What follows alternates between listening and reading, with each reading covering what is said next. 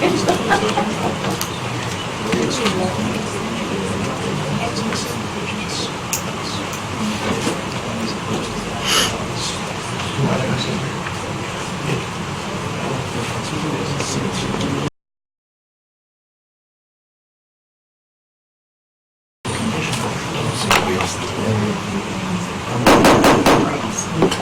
morning, everybody.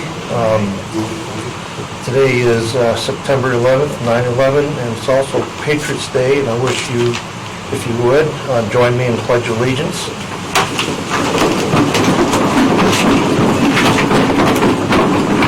I pledge allegiance to the flag of the United States of America and to the republic for which it stands, one nation, under God, indivisible, with liberty and justice for all. Thank you. May the record show that we have a quorum and we're missing Mrs. Booty.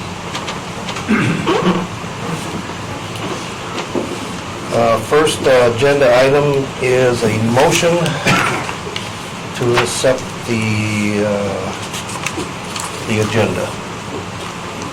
May I have a motion, please? I'll give you a motion to accept the agenda. Do I have a second? I'll second. All in favor? Aye. Motion carries. Next agenda item is a motion for the minutes of July 10th, 2019. I so move. Okay, we have a motion. Do we have a second? Second. And a second. All in favor? Aye. Aye. Motion carries. Okay, next agenda item is board actions. Mr. Bingham? Thank you, Mr. Chairman. So at the July 16th, 2019 County Commissioner meeting, the Land Use Department was the applicant. It was a growth management plan amendment for Exhibit B, going from agricultural to commercial, was approved. And then there was another hearing similar to that. Applicant growth management, or the Land Use Department growth management plan, Exhibit B, also from ag. Well, one of them was going from ag to residential. One from ag to residential, one from ag to commercial, if you remember.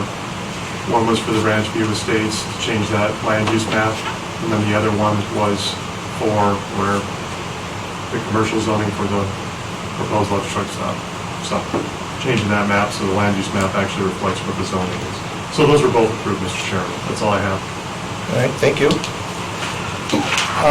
Before we start the public hearings, I got a few items I'd like to bring to your attention. The P&Z Commission task is to review certain applications and offer public comment. And once the public comments are reviewed and closed, the commission here will make a recommendation to the county commissioners, and the county commissioners will make the final judgment. So that's how this procedure goes forward. And FYI, this meeting and county commissioner meeting is being recorded and televised. And you see the cameras are on the wall. So please keep it civil. Before we start the hearings, there's a procedure that will become apparent. Mr. Bingham is the land use director, and he will present the application summary. Then he will go over the zoning and location map for the application. He will review related zoning comprehensive plan possible issues and conflicts, and he will review supplemental reports and investigations that have been submitted to his office. He will also review and review comments from government agencies, utilities, and written comments from the public. So before we go into your comment period, he will review all that first. Okay, after before the public comments, the applicant will also have an opportunity to express his concerns and reviews, and then the commission will have their opportunity to question the applicant. During the public hearing, FYI, on the podium right there is a sign-in sheet. If you would please sign in for the record of our meeting, and it'll go into the minutes. All questions should be addressed to me. I'm the chairman of this commission, and then I will relay your questions to probably somebody with more expertise, Eric or the applicant, or one of the other representatives here in this room. Okay, audience size, not too bad. Pretty good. And we're going to try to do this in order of sign-in.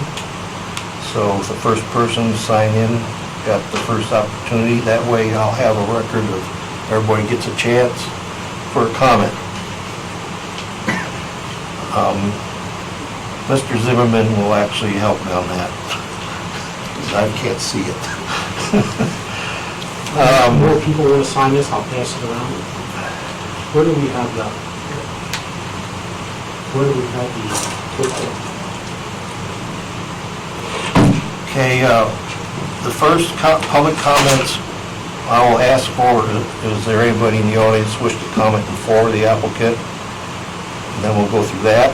Then we'll ask if there's anybody opposed to the applicant, and we'll go through all those. Then I'll ask, does anybody have any general comments about the application? So there's plenty of opportunity to speak. Following the public comment period, I'll close that portion of the meeting and request a motion from the commissioners. After a second is passed, then we can discuss it again. So there's another opportunity. If there's no discussion, we'll have a vote, and I'll announce the results for the record. Okay, there are two hearings before the truck stop hearing, so this will become pretty evident how we want to proceed with this, and we'll try to keep it in sort of an orderly order. If you've got an issue with your neighbor and you start bickering back and forth, please take it out in the hallway. This is a hearing to discuss the Love Truck Stop and the two other applications. All right, hopefully that was clear as mud. I know a lot of you probably never been to a hearing before. We try to keep it in an orderly fashion so it doesn't get out of hand. All right, Mr. Bingham, what is the public hearing number 1, conditional use permit, hazardous waste material, storage of explosives, and do we have an applicant here? Yep, thank you. Go ahead. Thank you, Mr. Chairman. So the first hearing is a conditional use permit for hazardous material for the storage of explosives. It's actually a renewal permit, so this was granted back in 2015. Originally, it was approved for 5 years, for a 5-year period for the initial conditional use period. It's located at 14 Kilpecker Lane. It's light industrial. It's on BNR subdivision, Lot 3. And it does have all the infrastructure there. It has City of Rock Springs water. It's in the Reliance Sewer District. It's Fire District 1, Rocky Mountain Power, Dominion Energy Natural Gas, and it's off of Kilpecker Lane. Well, let's get through this. There we go.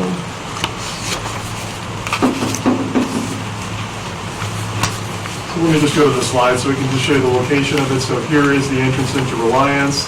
Here's the I-1 zoning located here, and then this is the BNR trailer park that is zoned R2. As you can see, area is mostly predominantly I-1, I-2, which I-1 is light industrial, I-2 is heavy industrial, and then this is actually a subdivision with a private road actually through it, Kilpecker Lane, which is not a county road. But nevertheless, it is a public, or not a public road, but it does have all the, it meets the IFC standards, the National Fire Code standards. There is special criteria for storage of explosives. It's not we have the general regulations on conditional uses, but we go to the more specific requirements when there are actually more defined requirements for the storage of these explosives. So we'll go through that. Here's just some pictures of the location of the building and the site. This is for under 50 pounds. So they are only allowed in the I-1 district if located 1,000 feet from a residential zone district. This is adjacent to a residential zone district. This property is grandfathered in because it was created before that 1,000-foot requirement. Really what that 1,000-foot requirement is for is when you're going above and beyond 50 pounds. 50 pounds you can store inside of a building in a magazine with people walking around. I mean, it's a low hazard. And in addition, the detonators and the primer cords, they're all separated from each other. So that 1,000-foot requirement really is more in effect for when you're storing above that and you're having to put it into a bunker and things like that. So just so you know, this 1,000-foot requirement does not apply to this property. It's grandfathered in, so it's all legitimate, so we can move forward. So here's the second criteria: all activities, handling, storage, disposal, and transportation shall comply with the requirements of ATF. Our code enforcement specialist, Jim Zimmerman, went out there and inspected the property, and it does comply with all those requirements with the International Fire Code standards. They're required to post emergency contact information with 24-hour, and this is in case there is a fire. We did let Sweetwater Fire District Number 1, who is the responding agent in Reliance, know of the location of this, so if there is a fire, they know what they're going into. The contingency plan maintained on site, and with Sweetwater County Sheriff's Department, that was taken care of in the initial permit. And then basically the conditional use approved by the board must be approved by ATF and will run in conjunction with ATF. We do have a copy. The applicant has provided a copy of the current ATF license, so he is current, meets that requirement. As far as comments and recommendations, code enforcement, again, as previously stated, on July 9th, 2019, they inspected the property, and it did pass the inspection. Emergency management has no concerns and no issues with the renewal of it. Staff recommends approval of the request. I also want to state that the applicant would like a longer time frame on this application also. That's all I have, Mr. Chairman. Thank you. Pretty straightforward. And also, in addition, we've not received any complaints or concerns in the last 5 years on this project. For the record, could you state your name, please? Don Conley. Okay, thank you, Don. Anything you wish to add to Eric's presentation? You did well. Okay. Mr. Chairman, I would say, Mr. Coffey has definitely proven himself and the staying in compliance. I would recommend a condition on there so that he doesn't have to come back but just that I think the ATF license is good for 3 years, is that right, though? So every 3 years, instead of coming in to get a conditional use permit, just come down to the land use department and provide a current copy of the ATF license. Staff would be okay recommending that so that Mr. Coffey doesn't have to go through the CUP process again in 3 years. Okay. So, as long as he has the clarification, as long as he has the ATF license Maintained, please. maintained, Current. we don't have to do this hearing again. Okay. Any other questions for the applicant before I open up for public? We're good? Okay. Open up this hearing for public comment. Anybody in the audience wish to comment in favor of this application? I see none. Anybody wish to comment in opposition to this application? Nobody, thank you. And anybody wish to comment in general about this application? Nope. Okay, closing the public hearing portion of this hearing. And I'd like to have a motion, please. I would like to make a motion for the conditional use permit of hazardous materials and storage of explosives with the condition that Mr. Cobby brings in a current copy of his ATF license so that he does not have to renew this every 5 years. Do we have a second? I'll second it. Thank you. Any more questions from the commission? Comments? Okay, how would you like to vote? Aye. Aye. Aye? Okay, all in favor? Thank you very much. I think the commissioners meet next Tuesday. 8:30. Thanks, Bob. Okay, thank you. All right. Hearing number 2.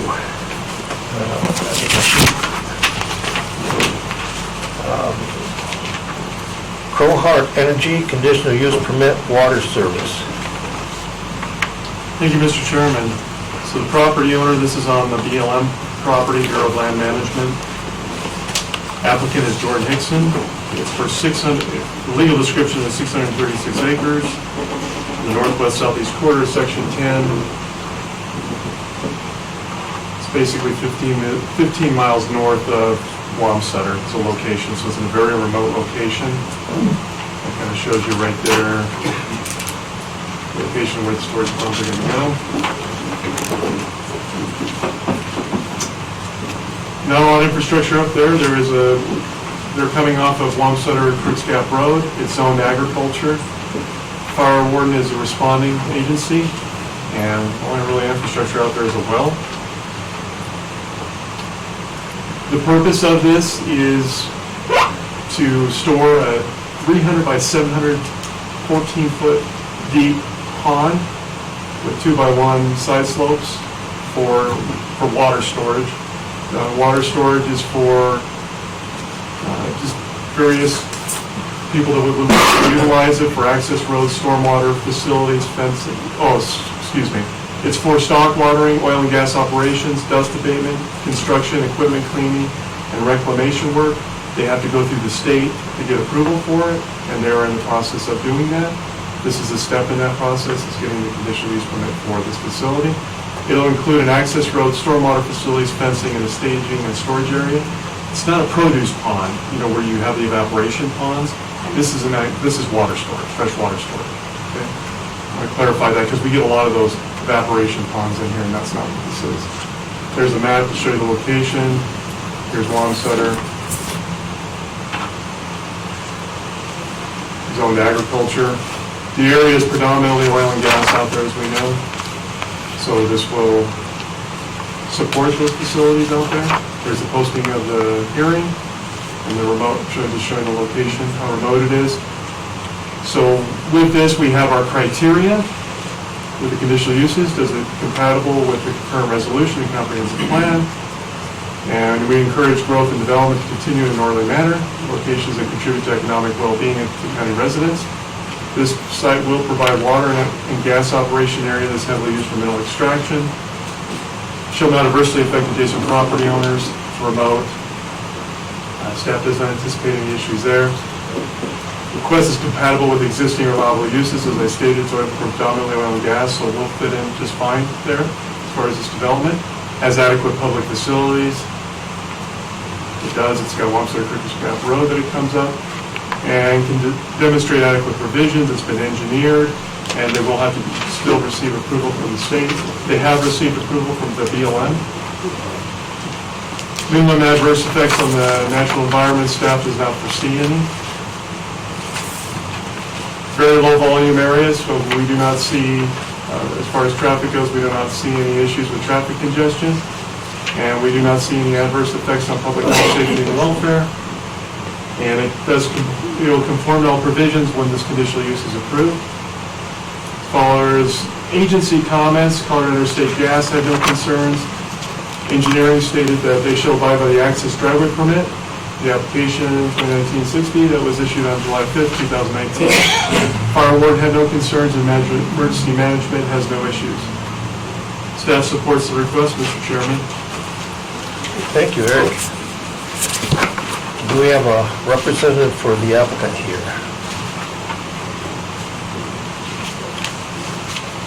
I don't see anybody present. Looks like it's a slam dunk. All right. Was there any written comment on this, public comment? No. No. Okay. Okay, I'm going to open up for public comment. Anybody wish to comment in favor of this application for water storage? Okay, see none. Anybody wish to comment in opposition for this application for water storage? Anybody wish to comment in general? I see none. Closing public comment period. Do I have a motion? Mr. Chairman, Yes. I'd like to make a motion to approve the conditional use permit for water service. Thank you, Mr. Gerard. We have a motion. Do we have a second? I'll second. And a second. Any more discussion from the commission? How would you vote? Aye. Aye. Aye. All in favor? Closes this hearing. Thank you very much. Eric, you're going to try to get a hold of him for next Tuesday? Yes, He should be here. yes, definitely. Don't know why they're not.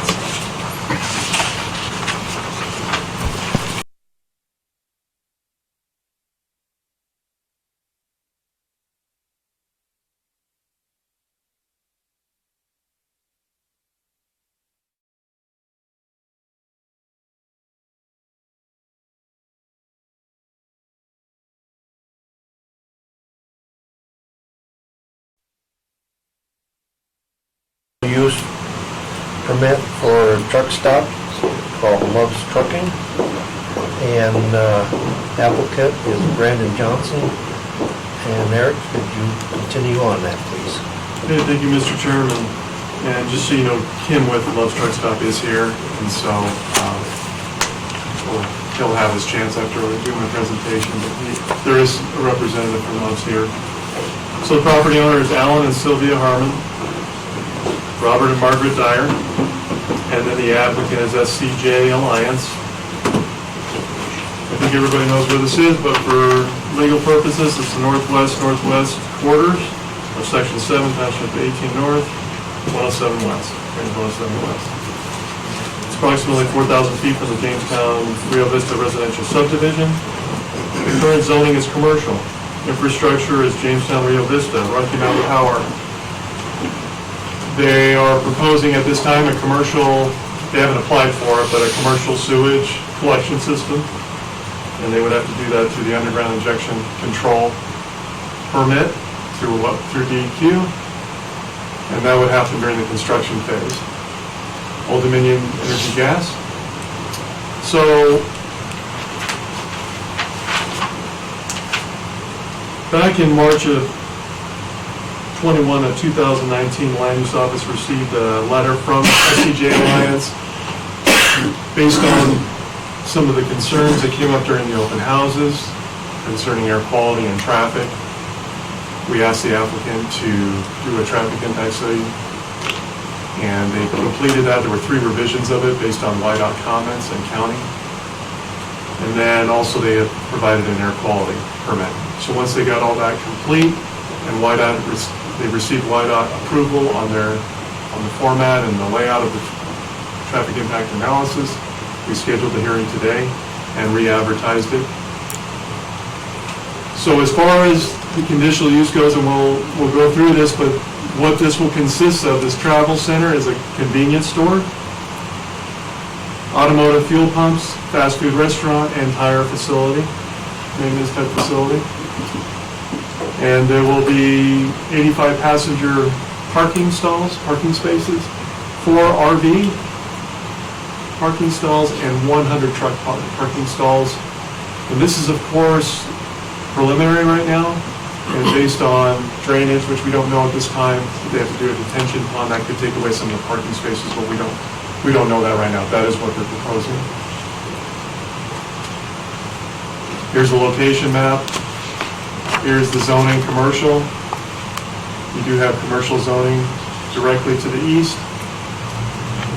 This is Interstate 80, which is the adjacent owned by YDOT. You know, this CRS zoning is vacant right now, it's undeveloped, and then you do have the golf course, Rolling Green Golf Course located right there. The adjacent property to the west is BLM, Bureau of Land Management and Undeveloped and Zoned Agriculture. Down here is the Covered Wagon subdivision, which was never constructed. There's a long story and many files on this issue here. Some of it has been vacated, because we have a planning and zoning Yes. that lives out there, right? Yes. On this rural residential. So some of it has been vacated, but this area has not been vacated and is zoned rural residential located to the, and they're 1 acre lots, and then you've got some mobile home, multifamily R1 there. So this just shows you the layout of what, in the preliminary drawings that we have on the site plan, and the location. There you can see the 100 parking stalls for the trucks, which will be located on the east side of the property, and then the tire maintenance facilities and the filling station. And then you've got the Love's Truck Stop with the convenience store. Then you have the fueling islands, and then you have the parking spaces located for the vehicles. There'll be 2 different accesses here. One is for autos.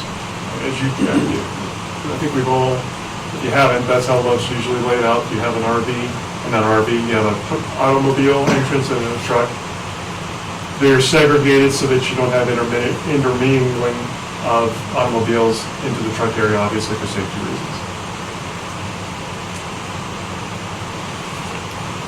And there's the site plan, there's the location, showing you again the photos that's undeveloped at this time. And then the main access road through Highway 374, which is YDOT jurisdiction. And then everything located in the state right-of-way is also YDOT jurisdiction. Right. Okay. All right, so just like the other conditional uses, we have to look at consistency with our requirements. And the goal comprehensive plan, which are broad statements, but to encourage growth and development, continue in an orderly manner, location contribute to economic and social well-being of county residents. So the applicant has stated that this will bring some economic benefits to the area with the travel center, with employment, and also with sales tax. In addition to the tax revenue, it will be a high water user, so it will be an added benefit to the Jamestown Rio Vista Water and Sewer District. With new development, also concerns come. Staff has received numerous public comments speaking in opposition to the project. Some of the concerns, and I'm just going to generalize them after reading through the negative comments. One is negative economic effects on both competitive and non-competitive businesses. Concerns of bad air quality produced from the trucks. Garbage being improperly maintained on the site. Truck parking on Highway 374 during highway closures. Traffic congestion. Inadequate distances for both I-80, the off-ramps, the on and off-ramps, so they're not long enough and will not provide enough spacing for trucks to get up to speed. Noise, sewage concerns, inadequate roads, and crime were some of the ones that I saw in the opposition. In addition to negative comments, we received public comments in favor of the project, stating the economic benefits that will be created from this project. So shall not adversely affect, I combined both of these together because there were similar thoughts and brought up the same issue, but they shall not adversely affect adjacent properties. And when I talk adjacent, I mean adjacent to the actual development. Okay, so that's what this requirement is. And is it compatible with the existing and allowable uses of adjacent properties? So let's go back to the zoning map. So the property to the north is owned, the adjacent property owner is YDOT, it's Interstate 80. And with YDOT and the the concerns of traffic congestion, which are valid, and also the concerns of the bridge and the safety of that, also valid. Why not require the traffic impact analysis and some recommendations moving forward?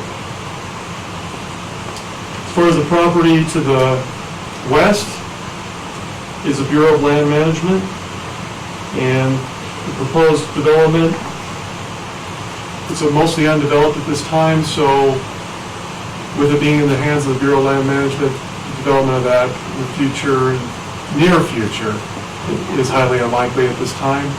So they're having comments I've received. Why doesn't this go on Peru Hill? Why doesn't this go in another location? Peru Hill that intersection's in the middle of Bureau of Land Management, so it's owned by the federal government. That's why it's not for sale. So that's why they're not looking at Peru Hill. Property to the east is commercial. It's covered wagon subdivision, which is a commercial subdivision. It's undeveloped, the lots that are adjacent to it. And, well, I should go back. The property located down here is actually a contractor yard that's been established.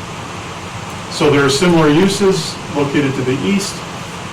Our commercial is more a little run the lines of industrial because of the oil and gas that we see type of development. So that'll be adjacent. There is residential zoning to the south in a subdivision that was never constructed due to bankruptcies and financial issues way back when, over 20 years ago. So right now, there would have to be public sewer in order to develop that subdivision, and then there is no public sewer located in this location. And it's miles away from the city, connecting into the city of Green River. So the likelihood of that being developed the way it sits right now, without public sewer, it won't happen. Now, if public sewer comes in, we'll have to see what happens with that and how the developer would like to proceed, because a lot of the infrastructure has never been constructed. But there is residential zoning located to the south. And with the added traffic, they will see an impact, obviously, if you're a residential landowner located directly to the south, if that gets developed. As far as lighting goes and noise, we have requirements for that, and I'll go into that a little bit later. Any questions, Mr. Chairman? No? Any questions? Not yet. Keep going. All right. Does it have adequate public facilities? We'll get into the traffic impact analysis when we get into the traffic congestion portion of our hearing. The site has to be constructed to the 2018 International Fire Code. And also the state has to review, this is a publicly attended facility, so they will actually have to go to the State of Wyoming Fire Marshal Office. If this gets approved, the conditional use permit, they can move forward with the construction permit. The applicant is proposing for a Class 1 underground injection control permit, which is through DEQ. They're having concerns, I had some concerns whether with the proximity to the Green River and the high water usage, whether that would be permitted. We won't know until they actually start going through the process of that. Staff's recommendation is that they connect on the public sewer. We don't want to see a sewage lagoon out there if this underground injection control permit does not go through. Adequate provisions for the maintenance of use. One of the concerns that came up, this isn't highway frontage overlay. So landscaping is encouraged. We would actually ask that it be included as a condition of the permit, that they do put in landscaping on this project. Also, the other concern is the blowing trash, and there are some pictures of the Love's Truck Stop in Wamsutter, and I've seen it, and I can see the concerns with that, with the wind that we have. We just ask that as a condition on the permit, which we'll get into later, that the dumpsters be covered and then be enclosed. It was some sort of solid fencing or wall to minimize trash blowing and from aesthetic reasons too. So the seventh criteria is not create undue traffic congestion. So, the applicant has submitted a traffic impact analysis. I'm going to go through that. I do have it. If there are any questions on I have the actual study here for the emissions and for the traffic, but I'll try to generalize and hit the key points in here.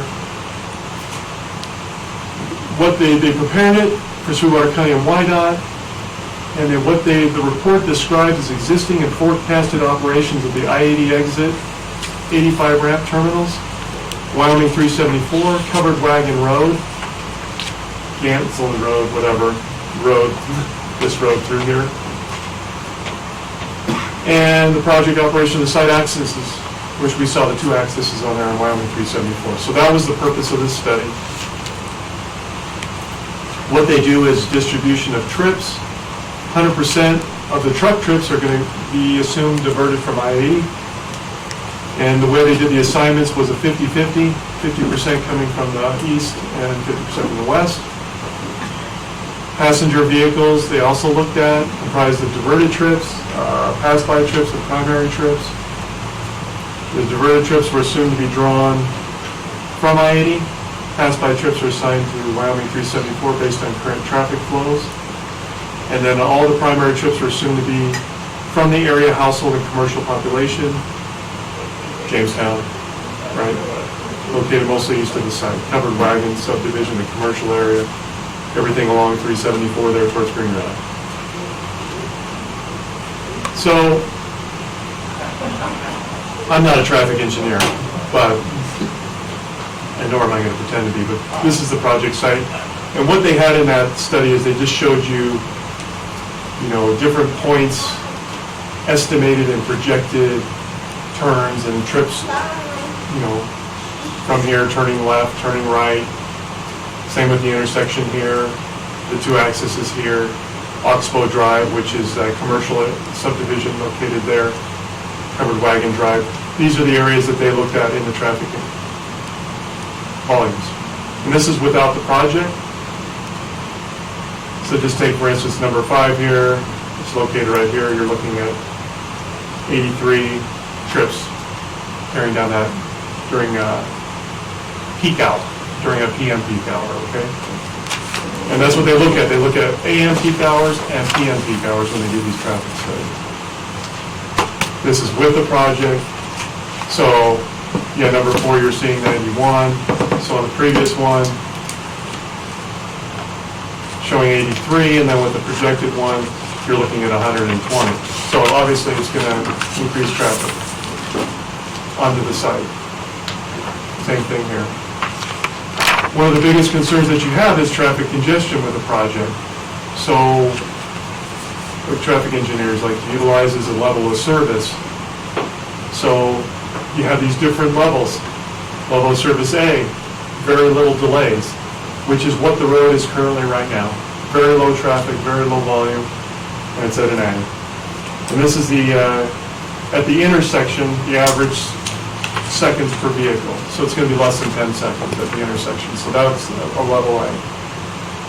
A level F is greater than 50 seconds, going in the big metropolitan areas, you can see areas get into a level of service of an F. The minimum standard is a C. That's important to note here. When they did the traffic impact study, nothing went below a level of service of C. So it meets the standards. So here's the analysis of AM peak. And what this just shows you is the different intersections in here. Without the project, like I said, you're looking at an A, 8.7 seconds, without the project for all those intersections. With the project, you're going to a B. So the covered wagon, I-80 westbound ramp, for example, it's going to a level B. The one that's probably the most impacted is the covered wagon as it meets Highway 374, the main intersection there. That's where you're looking during peak hours, this is not every hour all day long. This is just during peak hours. It becomes a level C, to 15.1 seconds. And then the same thing with the PM. And actually in the PM, nothing goes below level of service B. Any questions on that, Mr. Chairman? Any questions? Nope. Go ahead. Driveway spacing.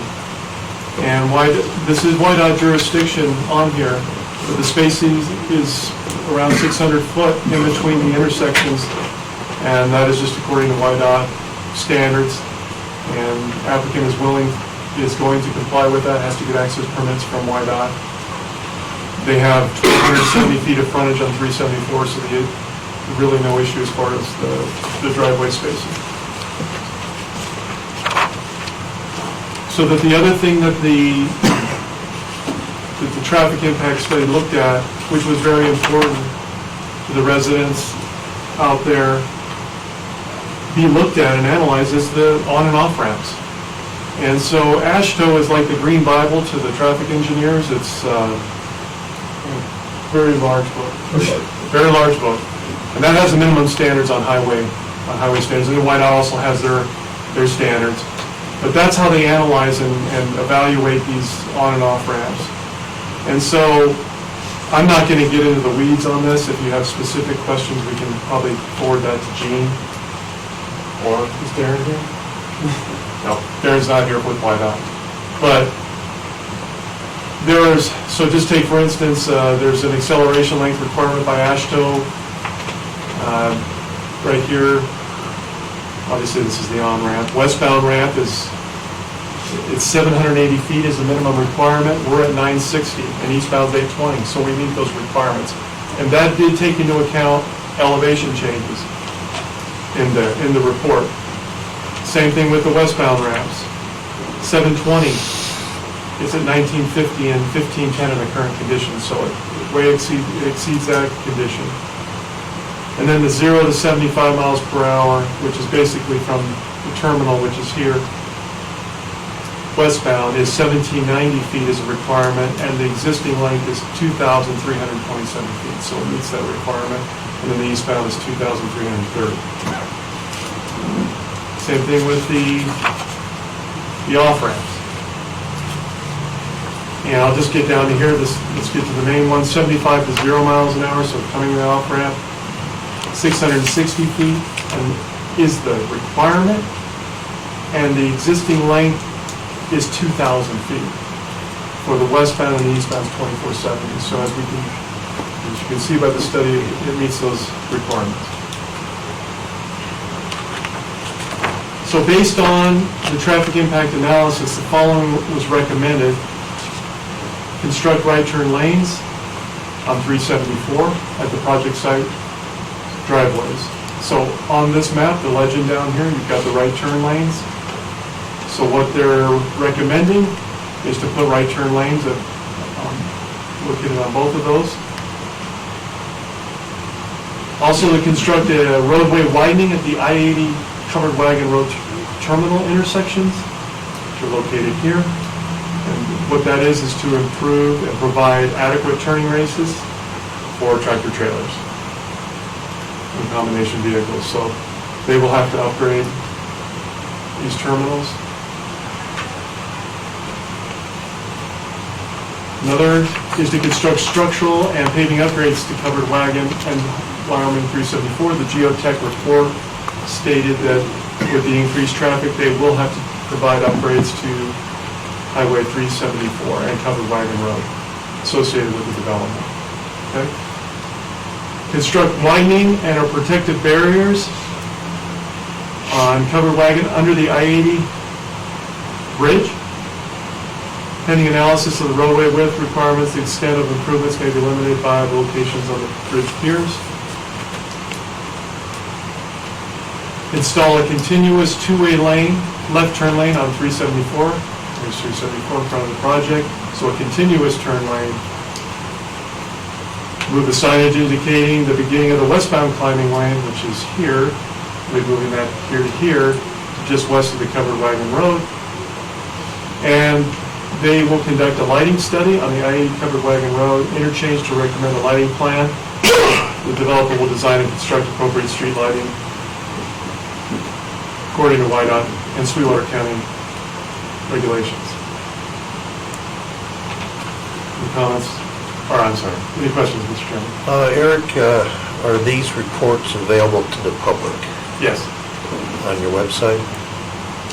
No, but we can send them, it's too big of a... It is, that It's file was too big of a huge, file. yeah, It's- that file was We're big. talking like, Emailed in like. Yeah, But if they come down, we can print off a copy, it's not a problem. okay, yeah. It's- All right, if those in the audience would like to see the official report, they're available. Yep. Thank you, Mr. Chairman. Okay.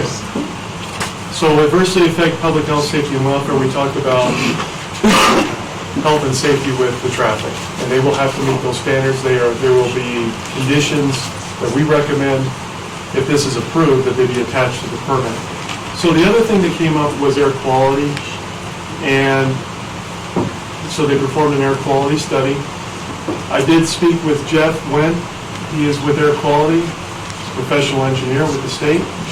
I had him review the report, and in here are the different things that they look at for air pollution. And here's the national air quality standards that are listed on the top. And this, as you can see,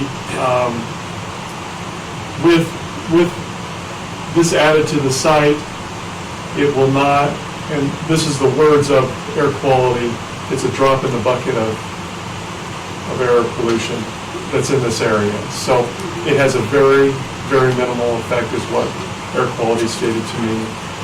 And this will meet the air quality standards. And just so you know that there will be an air quality station constructed in Jamestown Park. Jamestown Park. It'll go up in November, it'll run for 2 years. Air quality station, not in conjunction with this project, they're just all around the state. Has nothing to do with the project, it's just, they're adding air quality monitoring.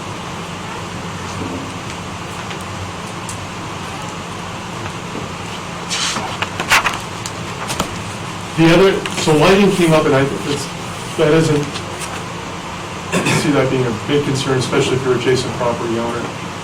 We have standards on that, and one of the conditions that's on here is that they use down focus lighting. They have to maintain a certain amount of foot candles at the property line, which is because the residential zoning south, they'll have to maintain. So we don't, I don't want to pick on any other gas stations in the area, but you'll definitely see where the lighting is not recessed into the structure and it's shining out everywhere, which creates a lot of light pollution. We would not allow that because it's in a highway frontage area. They have to be recessed in, shielded, down focused. They'll have to provide a lighting plan to us also, nothing to do with the highway, but just for the site. We would have to look at that at construction, but they have to meet our standards. Any questions on that, Mr. Chairman? Okay, so let's get into the comments. Darren Kaufman, he is a traffic engineer with YDOT. He stated, thanks for the opportunity to comment. Prior comments on March 19th apply. YDOT has no objections for the proposed conditional use and offers the following comments. And they had comments for the traffic impact study analysis that were on a different page that they had to meet. And that was from the June. This was this is July 9th. So they had to make some revisions to that report, and they did make the revisions, and I spoke with Darren, and he is good with the traffic impact analysis that was created. He is asking, the applicant shall obtain approach permits for YDOT for access on the 374 and submit roadway improvement plans through YDOT. Lighting analysis, traffic management for interstate closures, they will also have to submit. When the drainage report made available, they would like to see that for YDOT review, affects their right-of-way, so they would like to see that. You'll see that at the construction phase. Any other work, if this is approved, any other work within the right-of-way, they need to obtain from YDOT permits, approvals. Same with the county, anything in county roads, they have to do the same thing. And the site plan should be modified to provide interconnectivity between passenger and truck areas. I've spoken with YDOT about that. We don't want the trucks and cars intermingling together. It's a bad idea. As far as the highway closure, I'll just provide what the applicant has provided on there. As you can see, YDOT's asking for that.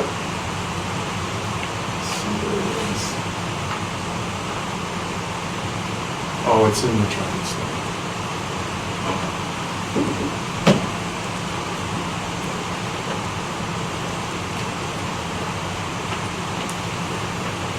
So what they've stated, as far as this is now this is in the traffic impact analysis, and this is why WIDOT is asking for further clarification, but I-80 in the area has experienced periodic closure due to winter events. When this occurs, vehicle traveling on I-80 must find places to park and wait out the closure. These events are disruptive to the local communities along I-80 as passenger vehicles and trucks park on any available locations, sometimes including private properties and unsafe locations. The proposed electric truck stop will not add trucks to Interstate 80 and it will not exacerbate the problem, but it will bring some of the traffic to Jamestown. The project will also add 100 truck parking stalls and 85 passenger vehicle stalls in the area. The site has been designed with maximum amount of parking, with constraints of the property, and the need for on-site drainage and septic systems. Prior to occupancy, the developer will provide a traffic management plan to minimize overloading the local roadway system when the interstate reopens. That was another concern, as you know, once it opens, everybody wants to jump on the highway and it can create a lot of issues.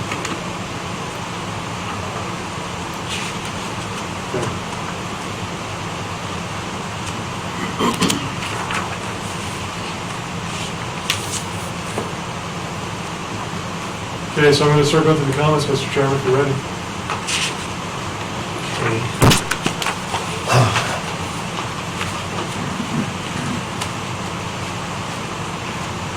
All right, so the Green River Urban Renewal Main Street Agency did make a comment.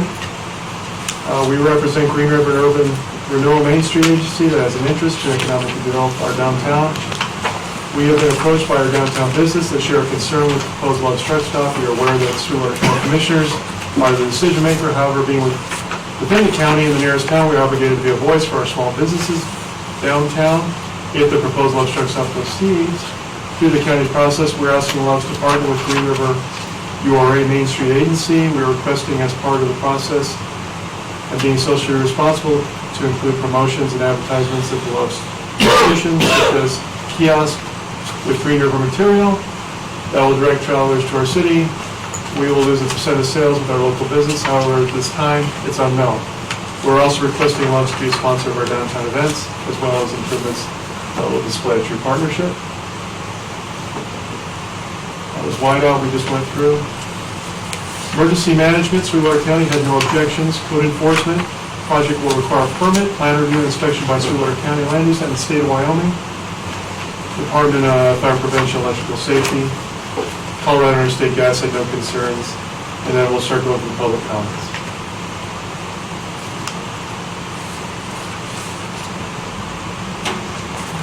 As a downtown business owner, I would like, this is from Mike Frank. As a downtown business owner, I would like to put in my opinion of the Love's Truck Stop that wants to come to our community. I've read what the newspaper says. I have heard what the people of Jamestown think about it. For the most part, people are against it, except for Jamestown Rio Vista Water and Sewer District, as they will benefit from selling water and developing some of the land that they own. Here's my take on the situation. It says it will bring us economic development. I disagree for one. People will no longer come into town to get gas or gas stations or eat at our restaurants, or to come in my store and buy souvenirs or stop any other business in the town anymore as they pass by on the interstate. Also, we put on beautiful mural on the side of downtown building, and now there'll be a lot of less travelers coming through our main street to enjoy the impact on economic development to our county.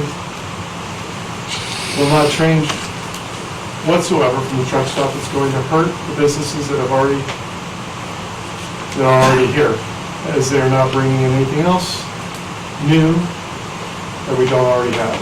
The Flying J in Rock Springs collects taxes as well as Little America's for fuel gas. Our restaurants can serve all those people that are looking for somewhere to stop and eat.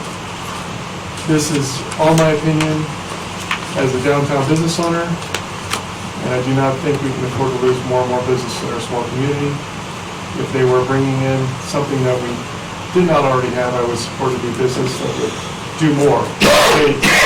So jobs that will just cause other jobs to possibly be lost, that businesses leave, or close, leaving those employees without a job. Economic Diversity is what I believe we are missing in our town for sure. We do not have a place to buy a diamond ring in our city. If we were to bring a jewelry store, I think it would be, there would not hurt or close my business. I did a little research on the communities that allows us to come in and have found have been turned away for a lot of reasons that have already come up here: drugs, prostitution, pollution, and they will apply for a liquor license, also hurting more businesses in town. Here is a piece of an article from Ramsey, Montana, discussed last year. One woman stood up, say she was worried that the truck stop would bring beggars and prostitution.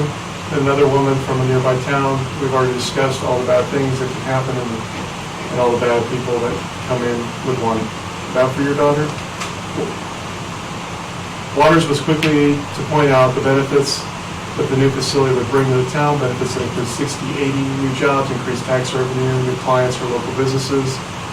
Walters pointed out that the first year of operation alone that the local school would receive an additional $15,000 tax revenue. We also explained that roads would be improved, how many large vehicles, bridges would be built, and the local sewer system be upgraded, also paid for by the company. He laid out the procedure that would need to be put in place to keep the facility safe and reduce noise and light pollution. The reason I would like this article was to point out my opinion if they were willing to upgrade the sewer system for the whole town of Jamestown. That is a huge economic impact for those residents, and they no longer have to use septic systems they have out there that are definitely leaking into our river above our water system.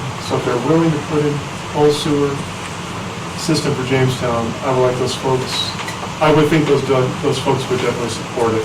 Thanks for listening, and invite to talk to other business owners, especially along Main Street, that would tell you the same thing. And so that's Mike Frankel, Sweetwater Trophies. Next one is from Dale Jasperson. The business community in Green River is shrinking. I would like to see any new business development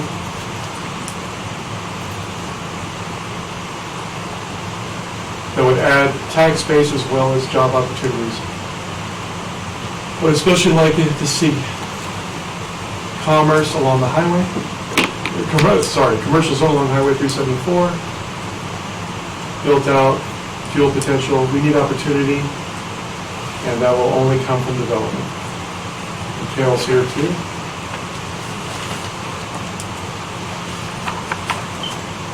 This is Valdez, Laura, and Laura Kraft. We are against the truck stop. Reason, they're located at 703 Ash Avenue in Green River. He lives in Jamestown. We are against the truck stop. Reason being, the trucks will be lined up on Highway 374 when the road's closed.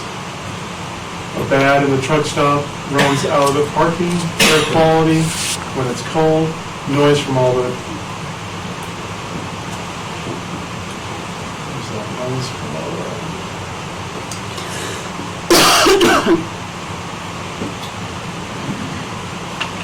the truck stop runs out of parking, air quality concerns, and the urine bottles that will most likely end up in the ditch and along the side of the road when I-80 is closed.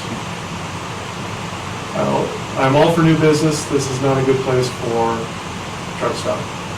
There are truck stops in 15 miles in either direction.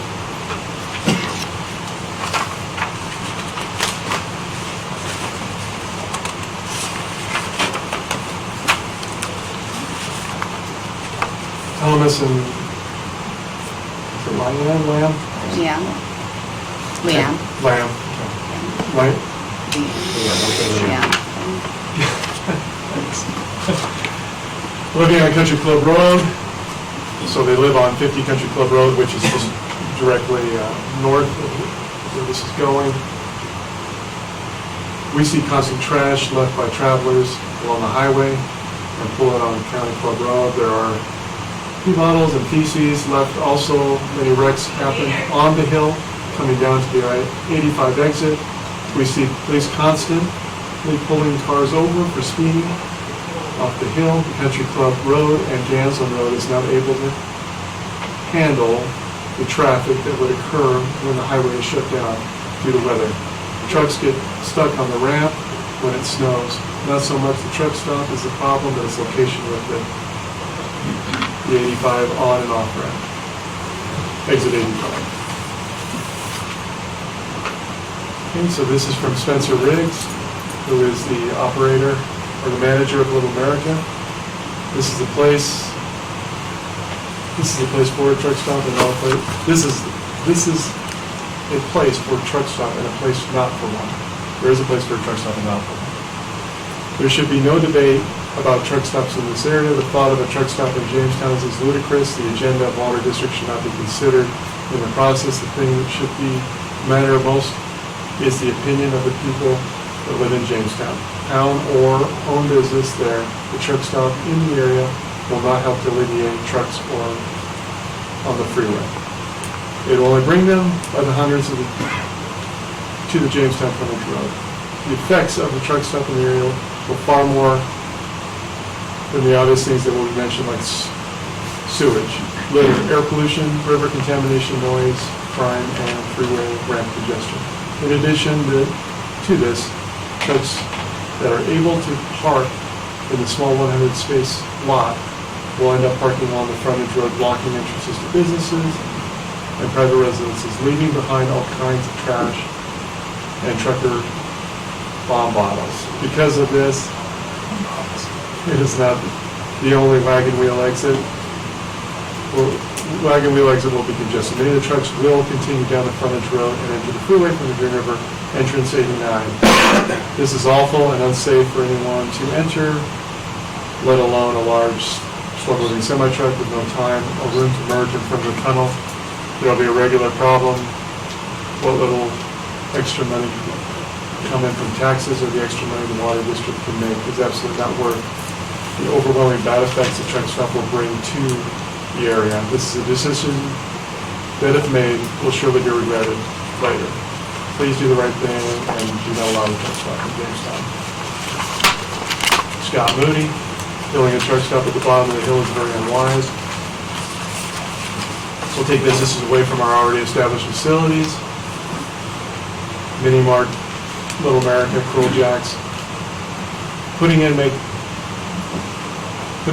fuel tanks by the river poses a possible threat to our water system. It appears to me that the present system was put in to accommodate this project is not benefit further resident projects. Why? Why was the change from ag to commercial? Why not ag to residential? Any business should, this is from, and that's comment was from Scott Moody, in Green River, homeowner. And that is on Terrence Lane, which is in Jamestown. The David Munoz also submitted a comment. 21 Gamslin Drive. Any businesses should be a good steward of the land. As you can see from the pictures attached, this isn't happening with the large truck stop in Wamsutter. If this is how they respect the land and waterways, we cannot allow this to happen in our backyards. Before we know it, oil and human waste and fuel will be in our waterways. This is unacceptable for any business or private resident. Look very close at these pictures. Everything in these pictures could and possibly draining a river and travel downstream. This is a good place for your truck stop, let alone this one. Please. There's the pictures. This is the Wamsutter truck stop in Love's Truck Stop.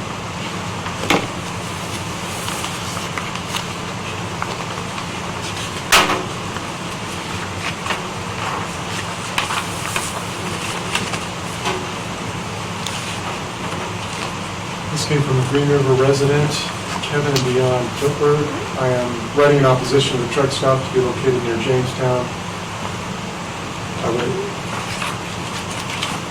I have two major concerns as well, minor ones. The two major, air quality, which will be seriously degraded during winter cold weather inversions, and the traffic conditions as trucks enter the interstate heading west. As was done in the previous special use application, traffic studies indicated significant slowing of westbound on I-80 as trucks attempt to gain speed on Broom Hill. In intervening years,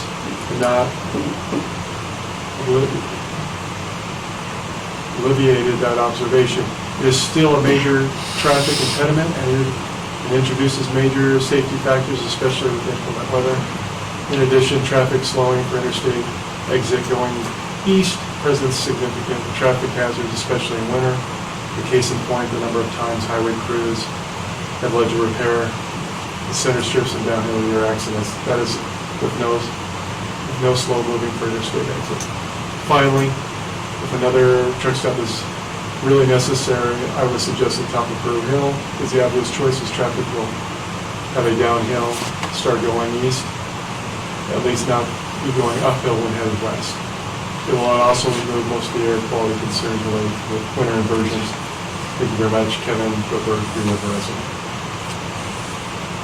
Raynette Shell, Green River needs growth, new jobs, new income, that this would bring positive outweighs negatives, good for county taxpayers. Mr. Chairman, can I ask for a comment, right? Have a motion for a break? I'll make a- Okay. No, go I'll ahead. make a motion for a 10-minute break. And a second? I'll second. All in favor? Aye. Aye. Okay, we'll meet at 11:15. We adjourn at 11:15.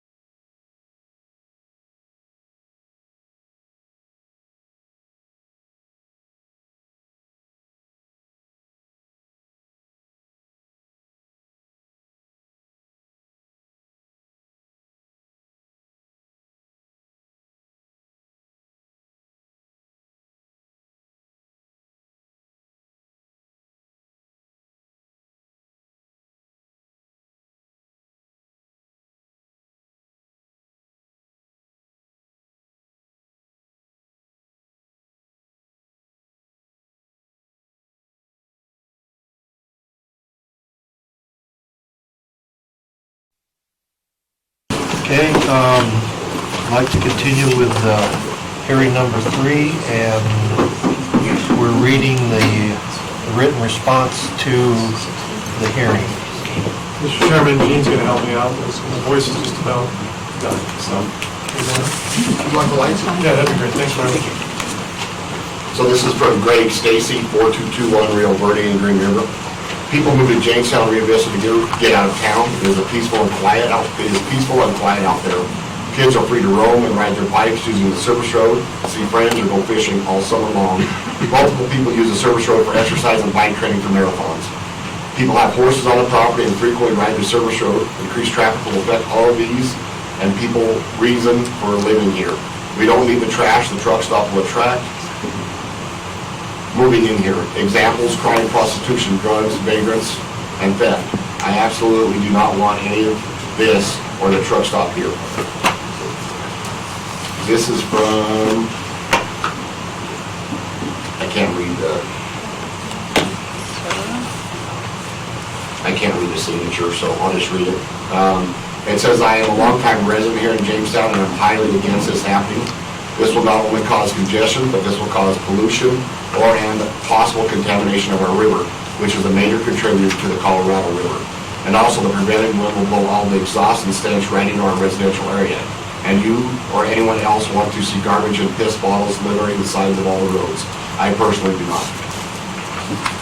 This is from Doug Wadsworth at 4251 Rio Verde.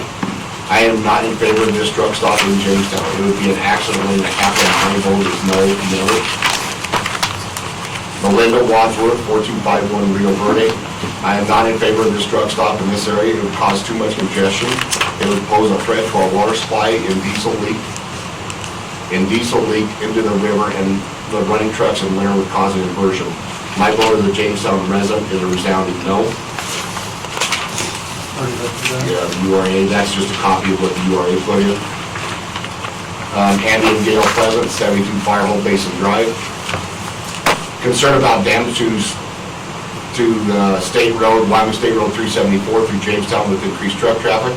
Who is going to keep this repaired and rebuilt? 2 cars can barely pass underneath the bridge, the highway bridge at exit 85. How are several trucks going to get in and out of there? Congestion through both exits and entrance. The residents of the golf course have no other exit out of the Ganson subdivision and Firehole Basin Drive. If there was a wreck in the tunnels and the traffic backed up, these people would be in jeopardy of being cut off from any access to town or the interstate. Plus, there are plans in the works to develop more residential properties in this area, which is going to add to the increase of this area's congestion and risk of not having access to get out. Number 3, with the trucks concentrated in this area and letting them running overnight, this will cause a nasty inversion through Honor Valley and the entire Green River Basin, including our golf course, which is one of the nicer courses in the state. Number 4, concerns about sewage and wastewater with no sewer system in place. They say they will contain it, but there will still be the smell and no guarantees that our river and land will never be contaminated. Number 5, this is just a bad place for a truck stop. It will bring noise, garbage, destruction, pollution, and safety risks to the residents in Jamestown and the outlying subdivisions of properties. Not to mention multiplying the risk to travelers on I-80 with trucks entering and exiting on and off of Prue Hill. It is a steep fall with short ramps and always icy in the winter. Thanks, Gene. So those are the comments that were received, written comments were received. So if approved, staff recommends with the following conditions. The applicant shall obtain approach and any other required permits from WIDOT for access on the 374 and submit roadway improvement plans. In addition, the applicant shall submit the associated lighting analysis and traffic management plan for interstate closures as recommended in the traffic impact analysis for WIDOT review and approval. The applicant shall submit with the construction permit a certified drainage plan prepared by a Wyoming licensed engineer. A landscaping plan shall be submitted with the Sweetwater County construction permit and approved by staff. All required Sweetwater County roadway improvements shall be installed prior to the issuance of an occupancy permit. Any permits associated with the improvement shall be also obtained. I'd like to add into that condition Sweetwater County and WIDOT roadway improvements. All trash, garbage, dumpsters shall be covered and maintained with a solid fenced area. If the underground injection control permit is not issued, Not approved by WDQ, the applicant shall connect to public sewer with the city of Green River. And all recommendations outlined in the July 2019 traffic impact analysis shall be implemented. That's all I have, Mr. Chairman. Okay, do we have a representative for this application? Please state your name. Please state your Chairman and Kim Van Dyke, and I work for Lowe's Travel Stop. If you don't mind, I'd like to stand up for my presentation. That's fine. I had back surgery, third one recently, so it really doesn't bother me. But if you don't mind, I'd like to do that. But I appreciate your time and all your podium here if I can.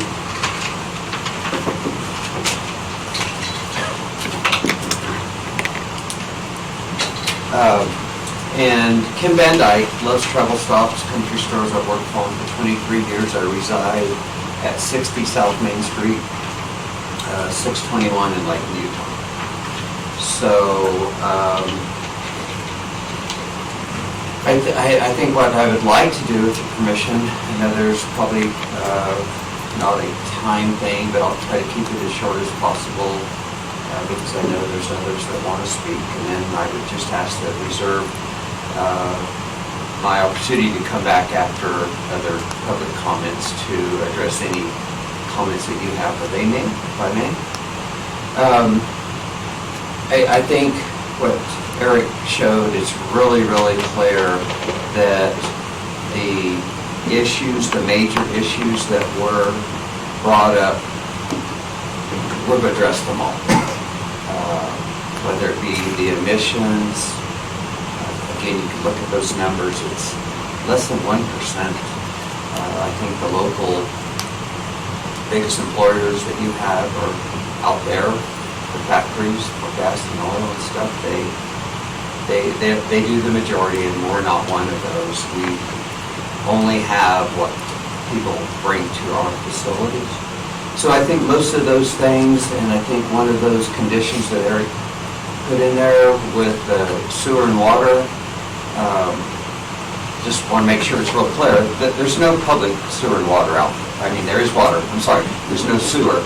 We do have water, but the sewer isn't there, but we have been in many meetings to show our support and offer financial support that someday we can have sewer extended out there and further to wherever you guys want to go.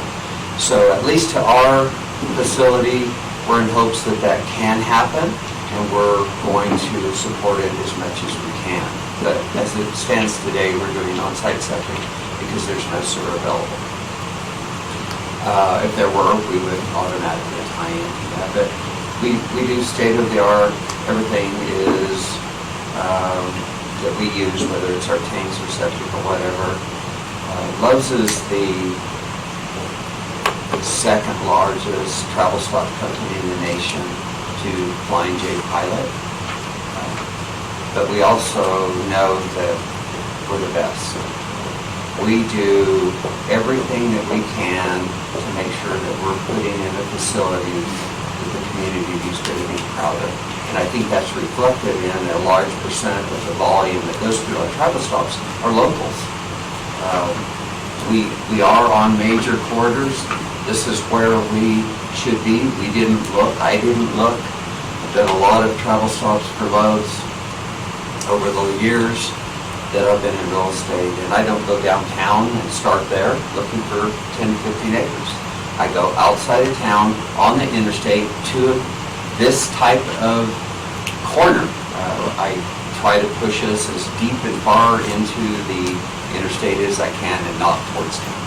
So this is where commercial businesses go, and for the traveling industry of America, that's where the 95% of the volume is on the interstates and major highways.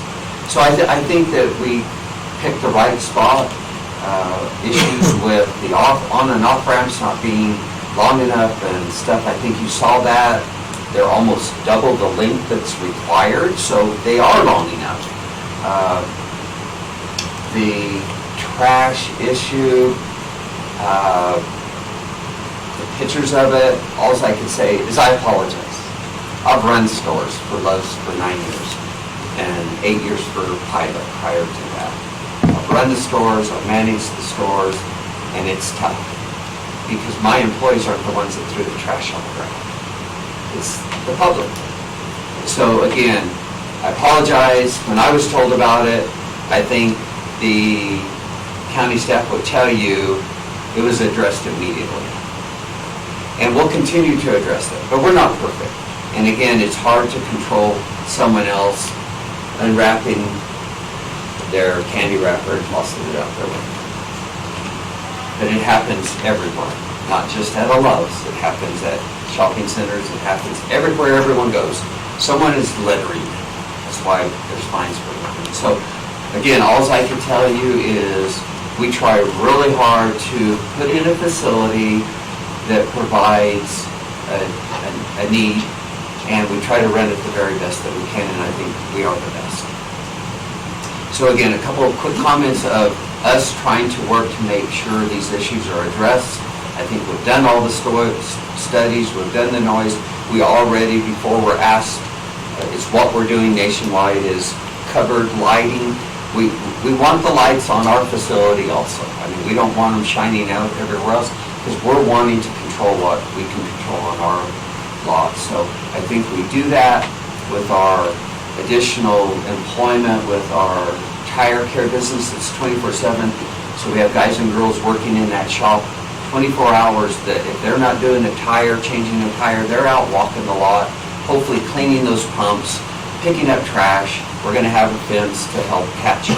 Part of the other problem is Wyoming is one of the windiest areas that I deal with, and I have dealt with every state west of Oklahoma City, including the Dakotas. So it's windy out there, but I assure you, we'll do our very best to make sure it's always clean. Clean bathrooms, clean pumps, clean lots, clean facilities. So I'm excited about being here. I think we have those big pluses of bringing some employment that's needed out here. We're going to be able to staff full-time and part-time employees to the tune, depending on what our final restaurant concept comes down. You know, it's going to be 35 to 60 employees on a constant basis. It's really flexible. It's really nice to have this type of business that locals get a lot of flexibility of 3 different shifts that they can fit into their lives that help them have it, whether it's a first job or second job, our main job. As far as the roads on 374, again, I think you saw it. We're rebuilding where we have to rebuild. So this area that's in front of us and covered wagon, wherever it is that the DOT is requiring us to do these different lanes and stuff, those are safety issues and overlays to make it better than what it is today. So again, we're going to take care of what's in front of us, including the barriers and stuff under the interstate that the DOT has asked for. Again, I think having, for the other past 2 or 3 meetings that Darren was here, he emphasized again that they need a lot more truck parking than even the 100 parks that we may provide, 96 or whatever it comes out to once the engineers get done with it. This traffic hasn't slowed down ever. It just has continued to grow over the years. I-80 is just a major corridor.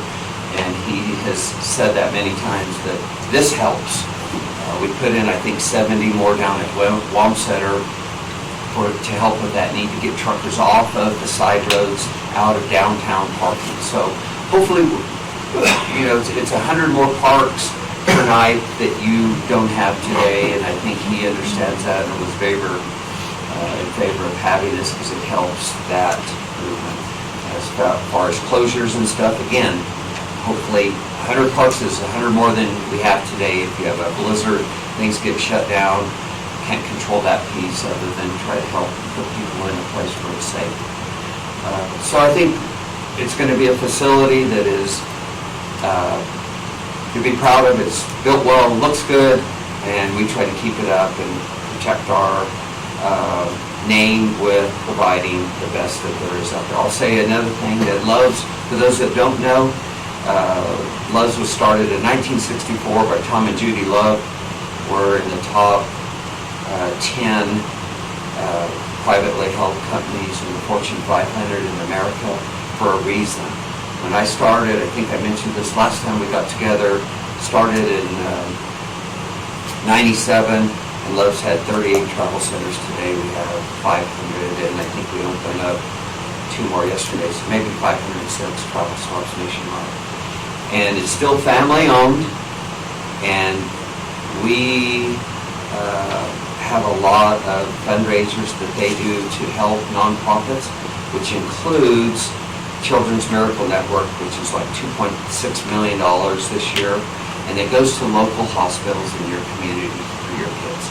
Also, the store is allowed a budget each year to donate what the general manager wants to locally, or whatever they feel they want to donate those monies for, and then we have a grand opening fund. I think it's $2,500 that they hand you a check and you do with it as you want.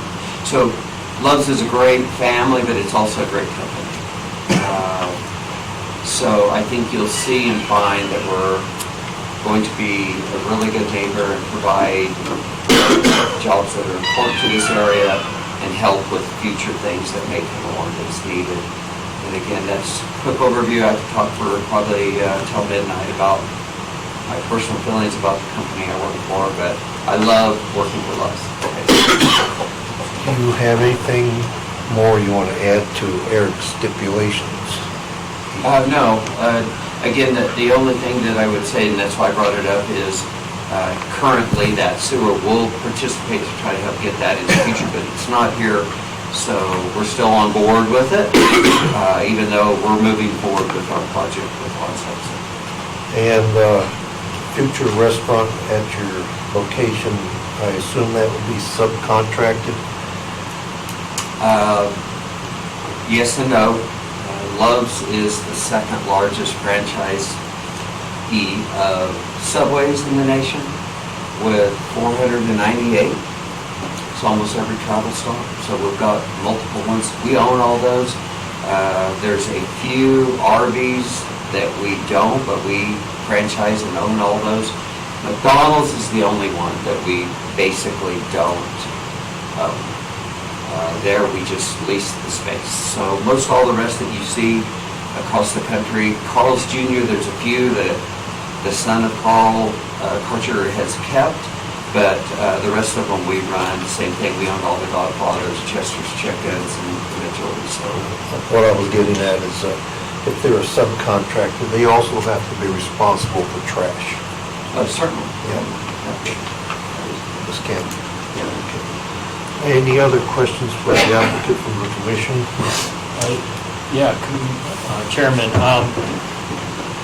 how many employee jobs do you see going in for this?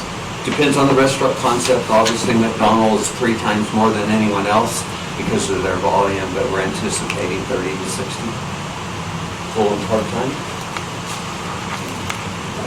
And all those, again, filtering down through the years, besides availability to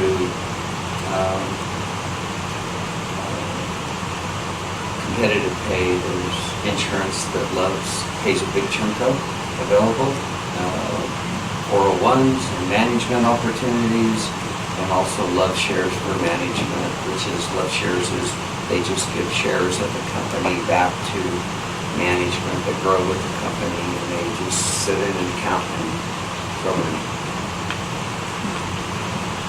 Any questions before I open up for public? Not at this point. Okay, thank you. Sure. I'm going to open this up for public comment. Does anybody in the audience wish to comment in favor of the application? Sir, what's your name? Mr. Chairman, my name is Cale Jasperson. Okay, gotcha. I'm a resident of the Jamestown area, as well as Vice Chairman for the Jamestown Rivers of Water Board. Let me make it perfectly clear that we, as a water board, are not necessarily promoting the development of a truck stop. We are, however, very much in favor of development. And that being said, we've gone to great lengths, great expenditures to push water out into that area because a lot of these landowners have been waiting 30-plus years to be able to put that land to beneficial use and realize some benefit from the ownership of those properties. As a water district, we have a responsibility, because water being the key ingredient to seeing that happens, to promote and support any potential development that might occur out there. So it is development itself that we are in favor of. That being said, there are no jewelry stores standing here asking to build out there. There are no grocery stores.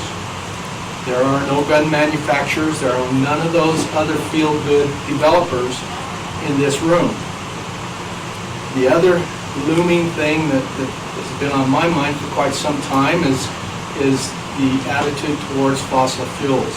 We can see that happening. We can see it in our own community. And the diminishing ability to prospect and develop those assets, primarily coal. And of course, one of the trickle-down effects is when coal goes away, so do the power plants.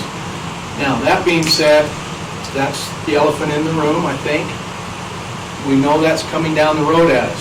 Interstate 80 is primarily an undeveloped resource. I view it as a resource. There's no sane reason, in my mind, to allow all of this enormous amount of traffic to simply drive through our area and not make a contribution. Love's Truck Stop will assist us in allowing that to develop. Now, there's a number of other things that could also happen. But I have not yet heard anything that is against this proposal that cannot be mitigated or be addressed. So that being said, I would encourage the board to look at this proposal as a viable proposal and recommend that it go forward, because I can see no adverse effects that we can't deal with. I know sewage as being a primary element in that discussion. Those discussions have taken place or are currently taking place and will occur more and more frequently in the future because that's an issue that we're going to be forced to address as a water district. But as of right now, it's not a doable thing. So providing the DEQ will sign off on Love's proposal, I see no problem. And at some future date, if and when sewer is made available, Love's has indicated that they will be more than happy to connect. In fact, if it happens, I'm quite sure the district will require that they be connected. So that needs to be set aside as a long-term negative issue in this matter. So other than that, Mr. Chairman, I've got no other comments. Thank you. Anybody in the audience like to add to comments in favor? Anti. Not in favor, is what he's saying. I am not in favor. Okay, could you wait? I'm looking for in favor. Sir, could you stand, state your name? My name is Stuart Grohl. I'm the last one on the list. No, not anymore. I own the 40 acres directly south of this property, across Highway 374. Eric's bringing up the map. Owned it for well over 20 years, right down there. Okay. I also represent other owners that have asked me to speak in favor of the development. One of them owns half of the 30 acres that is adjacent to this on the east, that is jointly owned with Jamestown Rio Vista. And I also represent, in speaking in behalf of 7 of the 19 lot owners in the Covered Wagon subdivision that is right there sandwiched between 374 and I-80. All of these property owners have been there, owners of vacant property for well over 20 years, since that development failed and then interests were passed on, etc. Now, let me speak about Jamestown Rio Vista pushing water out into that area. That took a monumental effort by Jamestown and by the property owners. But it wasn't just Jamestown's effort. It was the property owners agreeing to have their property assessed that will pay back the money, the bonds. So Jamestown got it done, but the property owners participated with the hope that development would come. My occupation is that of a real estate developer. I don't want something going at this off-ramp that's going to impact negatively my property. Everything impacts adjacent property development. But we need to start with something, and we need to get something going. A truck stop is not a negative. Look at the prime example in southwestern Wyoming of a truck stop. And I point to the one that's objecting to this development, that being Little America.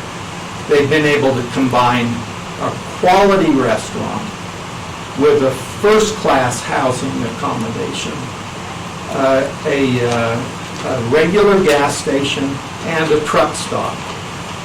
Now, I don't hear people saying, boy, that Little America is a blight on that desert out there. Little America is a positive development. Truck stops have a bad reputation because of bombs, okay? But they also bring a lot of traffic, they bring a lot of interest, they generate enthusiasm in the area, and that's what this development will create. It isn't all positive, but it certainly is more positive than negative.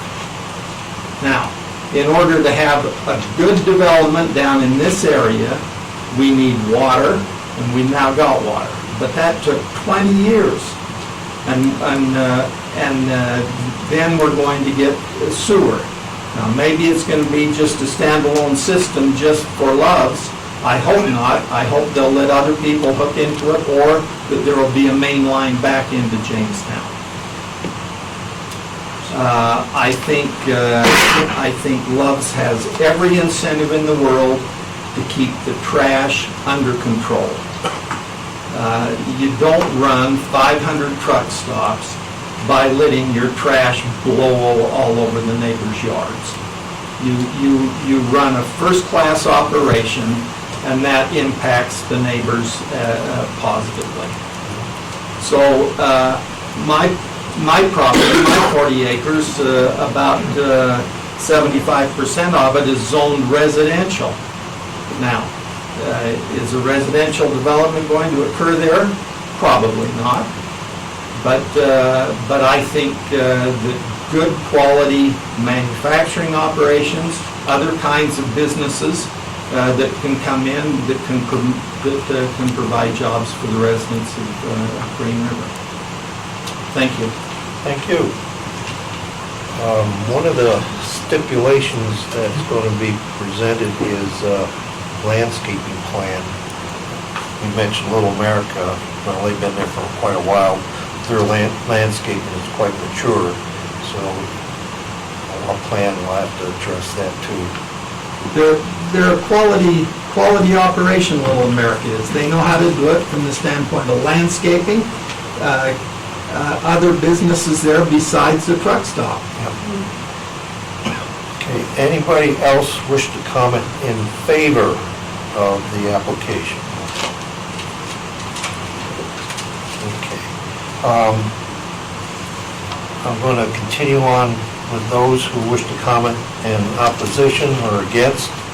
I want to try to do this in order of signing in, and there's not that many signed in, and we're going to limit these comments to probably 5 minutes. And the first person Who signed in, probably in opposition is Dallas. Dallas? With the commission's approval, I'd like to pass around pictures of Love's Truck Stop in Wamsutter. They are not a little American. Would you, well, I don't know about passing around, I could And walk. it's on the chalkboard then. Yeah, that'd be fine. Are these the same pictures that were in the presentation? They're different.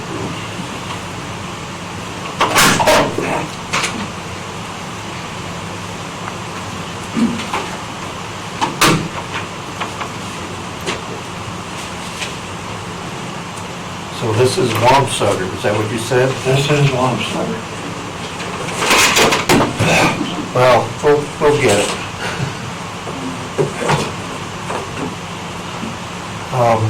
Would you like to discuss what these pictures are? These were taken the 21st of March, after Love's had already applied here. It's garbage Mr. Chairman, yeah, just, you guys want to... all over the place. You can see, looks like oil containers laying on the ground. So this is during their construction. I don't know. Oh. That, to me, it wouldn't make a difference. Yeah. Somebody should be responsible. Right.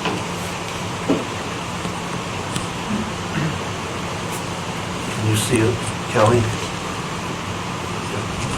Pretty much, looks like a construction phase. Here, you can just set it down at the front. There you go.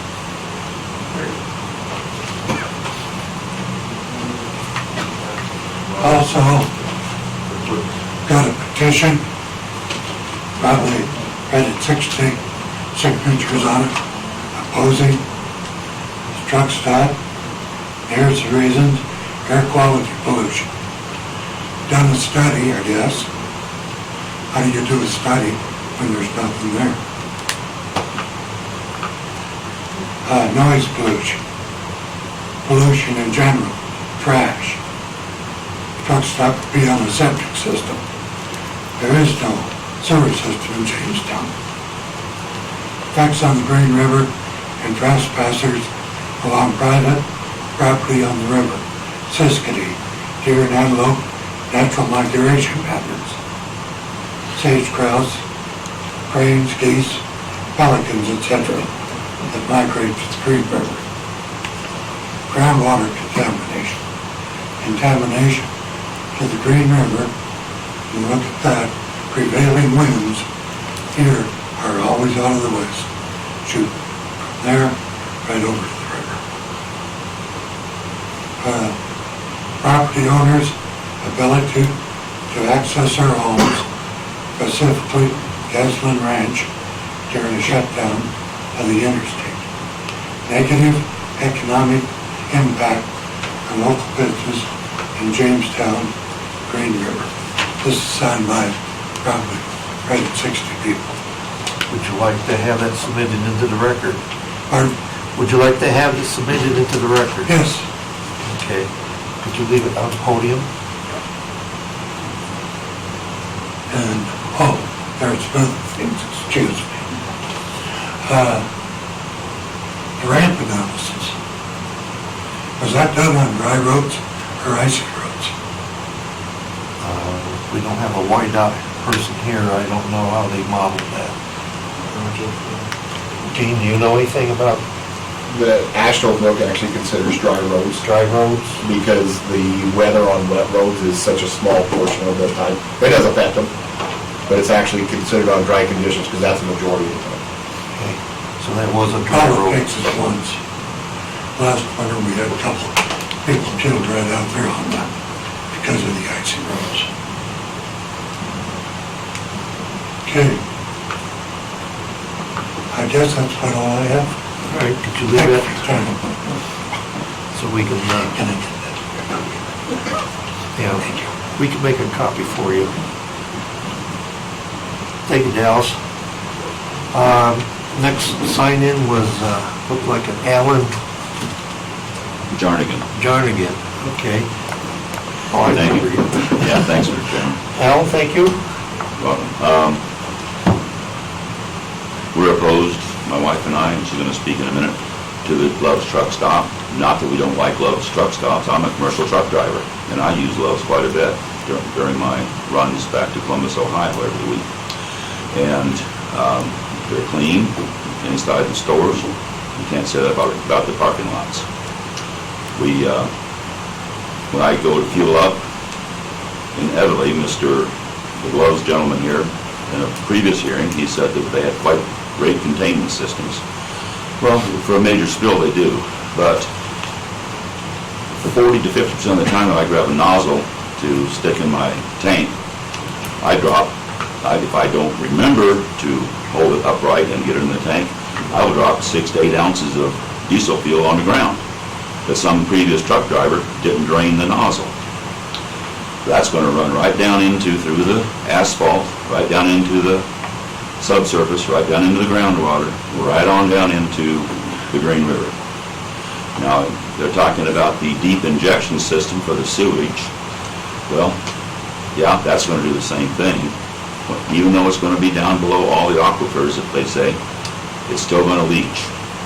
It can't help it but leach. It's just natural, the way natural things go. At one point, they were talking about the high wages that Love's employees earn.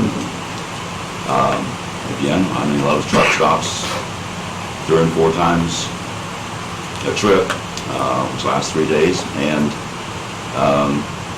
they're advertising for employees at their tire center or clerks. The maximum pay that I see on their advertisements is $12 an hour. That doesn't even reach the criteria of what Sweetwater County residents need to live. It's more like $15 an hour minimum wage to live in Sweetwater County. It's one of the highest expensive counties in the state.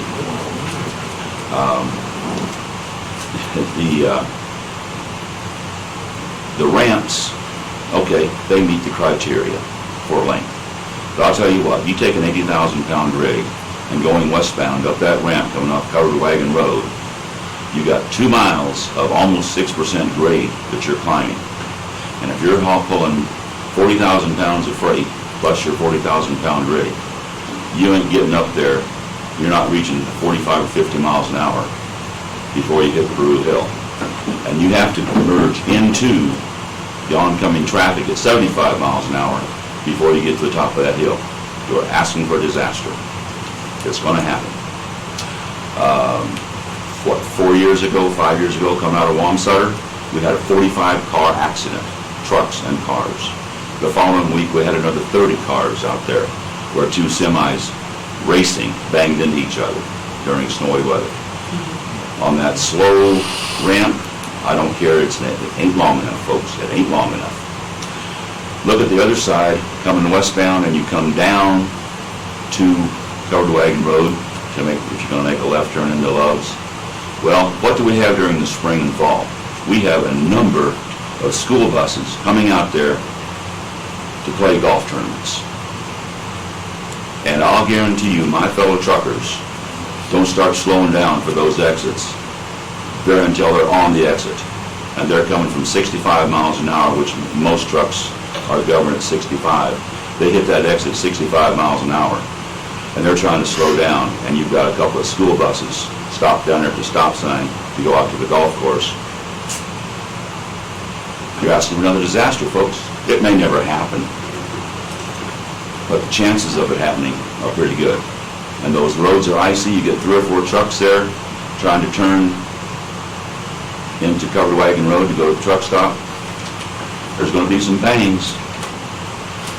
I'm out there all the time. And I'll tell you again, my fellow truck drivers, I don't like to be on the road with them sometimes. Anyway, I believe that's all I have to say at the moment. I do not recommend this truck stop at this location. If Love's were to go west up to Brew Hill, I'd be in favor of it. Thank you, Alan. Looks like Judy's next up. You still wish to comment? Well, I'm Judy, and my husband gave a pretty good synopsis, but he and I don't agree on absolutely everything. Okay. Well, I had an opportunity about 6 weeks ago to go to Arizona. And on my way down to Arizona, I stopped at every Love's truck stop on the way that I could find. Because I knew this was coming. I wanted to be a good girl and say, yeah, it would be great to have it out there. My experience is not that way. I talked to employees in there and I asked them, what do you think of your job? Do you like your job? Not really. Why?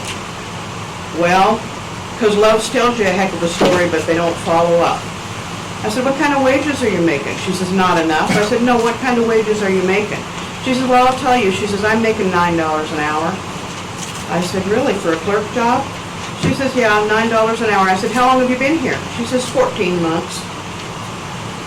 I worked for the Travel Lodge over here for 5 years. Most people at the Travel Lodge, unless they've been there a long time, make $9 an hour or less. I was over there at Travel Lodge for 5.5 years, and in the total, I had a 36-cent raise. So $9 an hour, $9.36 when I quit 5.5 years later. That's not enough money, and if Love's is paying down in Arizona $9 an hour, that's not very compensating for our economy. The other thing that we have up there, that had up there at the Travel Lodge is you can't get employees. They are crying all the time for employees. You pretty much go to a lot of these motels and ask them about employees. They're crying for employees because you can't get anybody to work. So I don't think that that's going to be a real benefit to our community as far as employees go. It will pull employees for a short period of time to Love's, but I don't think they're going to stay there. Then my next concern is, we live right on 374. Every time there is a wreck and I-80 is closed, I can't get out my driveway because those roads are solid. It's icy out there. The road conditions are in terrible shape right now. I heard Kim say, well, we're going to fix it in front of us. Does no bloody good for the rest of us who live in Jamestown where the road's falling apart. So my recommendation, as much as I would like to be a Pollyanna, is no, not now. Thank you.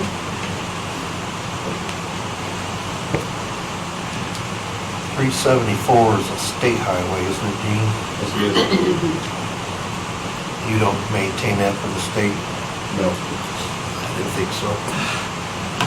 Okay, next sign-in was, looks like Don Coupe? Not copy, he was our other. Oh, Yeah, okay, I I'm think he just sorry. signed in, yeah. Yep, he's over at Spencer Riggs. Thank you. My name is Spencer Riggs. I'm a resident of Little America. That because I happen to be the general manager there. So first of all, to those who made positive comments about Little America, thank you very much. We do work hard to maintain a very nice facility. That said, if Little America were to bring a truck stop to Jamestown, if we moved our facility right here to Jamestown, you would have a very beautiful, nice truck stop. And all around it would be a disaster. There's a reason that Little America can have a nice place and not affect the area around, because it's way out there. It's far away from everything else. We attract so many trucks there, and they pile up all over the place. The new Love's truck stop is proposing about 100 parking places, and it was mentioned today maybe less than that if it ends up needing to be that way. Little America has the ability to park closer to 450 trucks, but when you're way out there, that's kind of what that's for, a truck stop away from the city, fine. I want to stress that I don't think that the building of Love's itself is the problem. The problem comes in the surrounding area, the impact of the trucks in the surrounding area. It doesn't matter if you put covered dumpsters and the little things that they're doing to try to eliminate the waste. It's not the garbage that goes into the dumpster and then blows out that's the problem. The problem is the trucks that leave their trash on their running board, and the trucker bomb bottles, as we call it, what they do before they leave, do their business, they set it down on the running board of the truck, and as they pull away, that's when it falls out along the roadside. And you're going to particularly have problems here in Jamestown, as there's not enough parking places for the trucks. They will find themselves parking all up and down the frontage road of Jamestown. It's going to cause so much more truck traffic along that highway that's going to be a problem, and something that I just don't see addressed that I think absolutely has to be addressed is the amount of trucks that will enter the freeway, not only at that covered wagon road, but particularly in Green River near Penny's Diner. I don't know the name of the owner. 89. Near Penny's Diner there at 89. As you have trucks that park all along that frontage road, they're not going to turn around and come back to the covered wagon road. They're going to proceed forward to 89, up the steep hill to get on close to Penny's Diner, and then anybody who's gotten on the freeway at that entrance knows it's really small, there's not much room, it's on a curve and a hill, and straight into traffic. There's going to be a large number of trucks that try to enter there and cause trouble on the freeway. The other thing, it's really mentioned how much new jobs this is going to bring, even if you pay them $12 an hour, so be it. The real problem is not that there's so many people looking for jobs. There's not people looking for jobs. Little America's not so concerned with the loves coming. We don't feel it'll impact our business very negatively, except for the fact that we cannot find employees as it is. And many, many businesses can't either. There's not enough people looking for jobs. Loves will have the ability to hire many people, but they're not hiring them from an unemployed basis. They're hiring them from the local businesses who need them.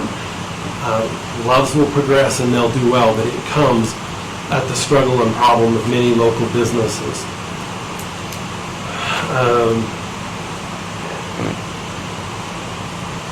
I think that as we look around and listen to the amount of people who have talked negatively about it, the Jamestown residents themselves are the ones that don't want it.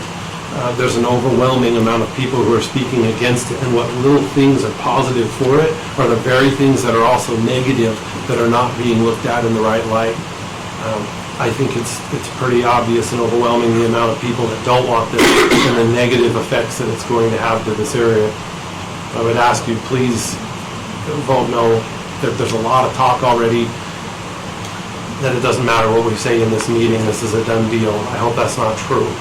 But I would encourage you, please look at the negative aspects that far outweigh the positive ones and not accept the Love's Truck Stop in the area. Thank you.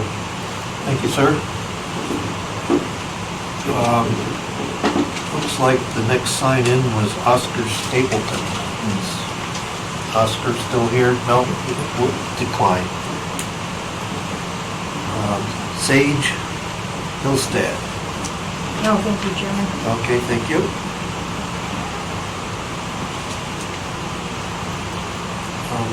Bob Dyer, wish to comment? No. Okay. I'm Margaret? in favor of it because I've have owned that land for You own the over 20 years.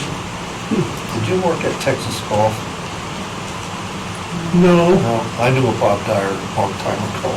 Well, I was here and I ran bearing and supply headquarters. And I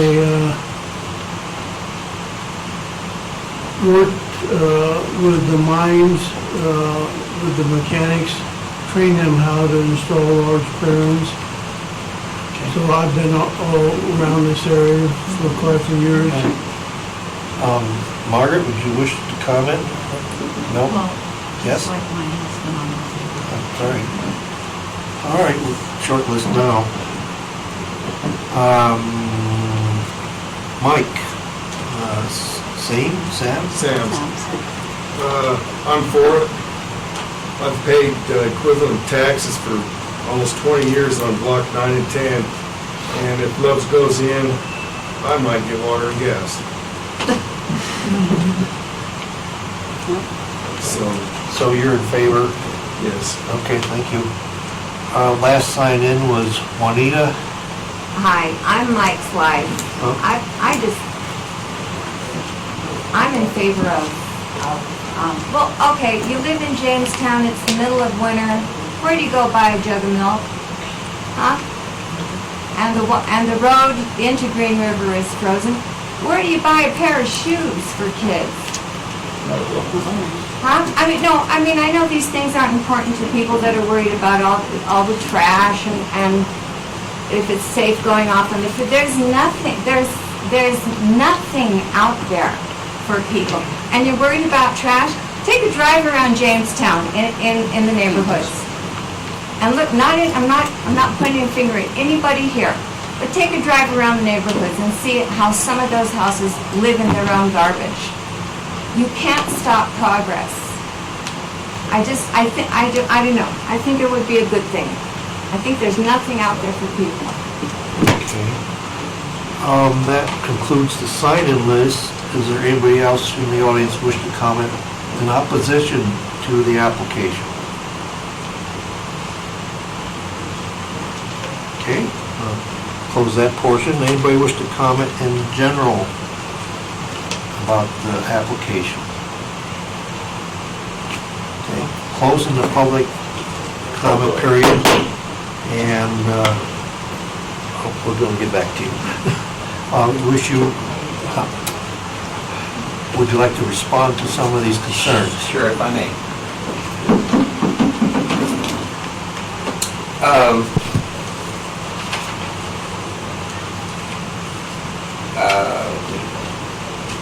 Of the comments made, and I've been in front of this group now for a few times, and again, I think most of these comments come back to prior events that we've already addressed, but again, I would like to just kind of reiterate again that for those in favor of our side, I think there are a lot more pluses than the negatives, and I'm glad that someone else brought up kind of what I was hinting at, that sometimes we don't pick up every bottle or every wrapper.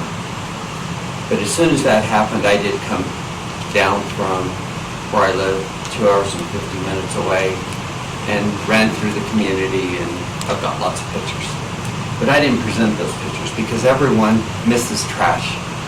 Occasionally, some not occasionally. But that's not our goal. That's not the business, and that's not why we got to be where we are. Same as maybe someone spoke to an employee that wasn't happy. But I also have read articles that the majority of people aren't happy with their jobs. But I do know over 25,000 employees work on those travel stops.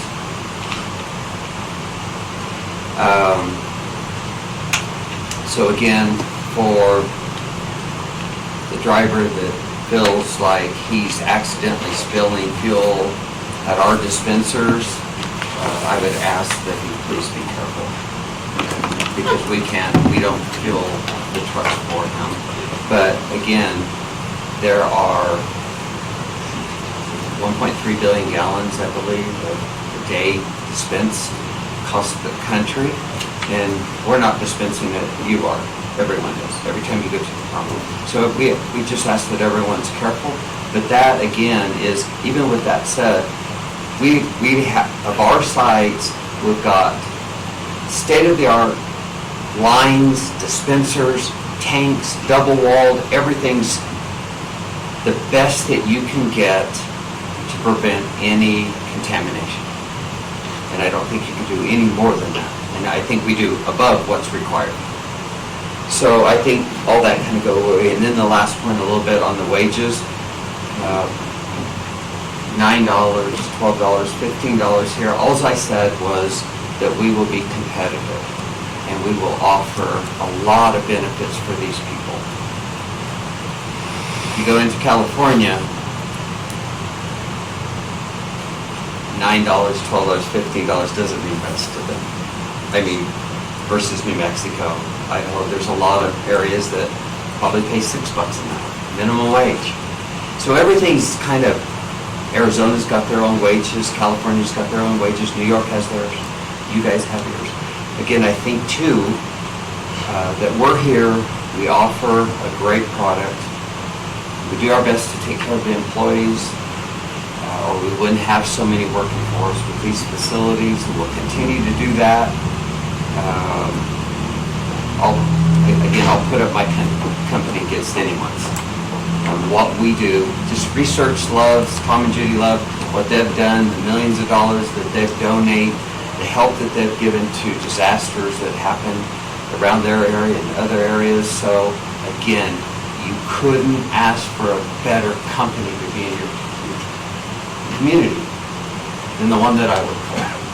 So again, we'll address the pay issues the best that we can, but I think that we do these bare and above of what we offer to the locals, and with coal, gas, oil probably declining in our futures.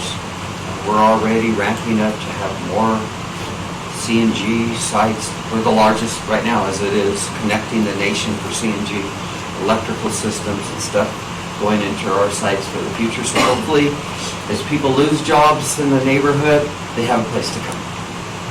So I've gotten this, I could answer questions from commissioners. Kelly, did you have another question? No, not, I got one. I got some for Eric when it gets there. Okay. Well, thank you. You're welcome.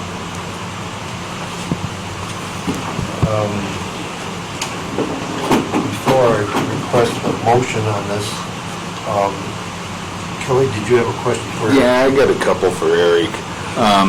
Going over staff recommendations, on number 5, you just recommending a fence around their dumpsters? Yes.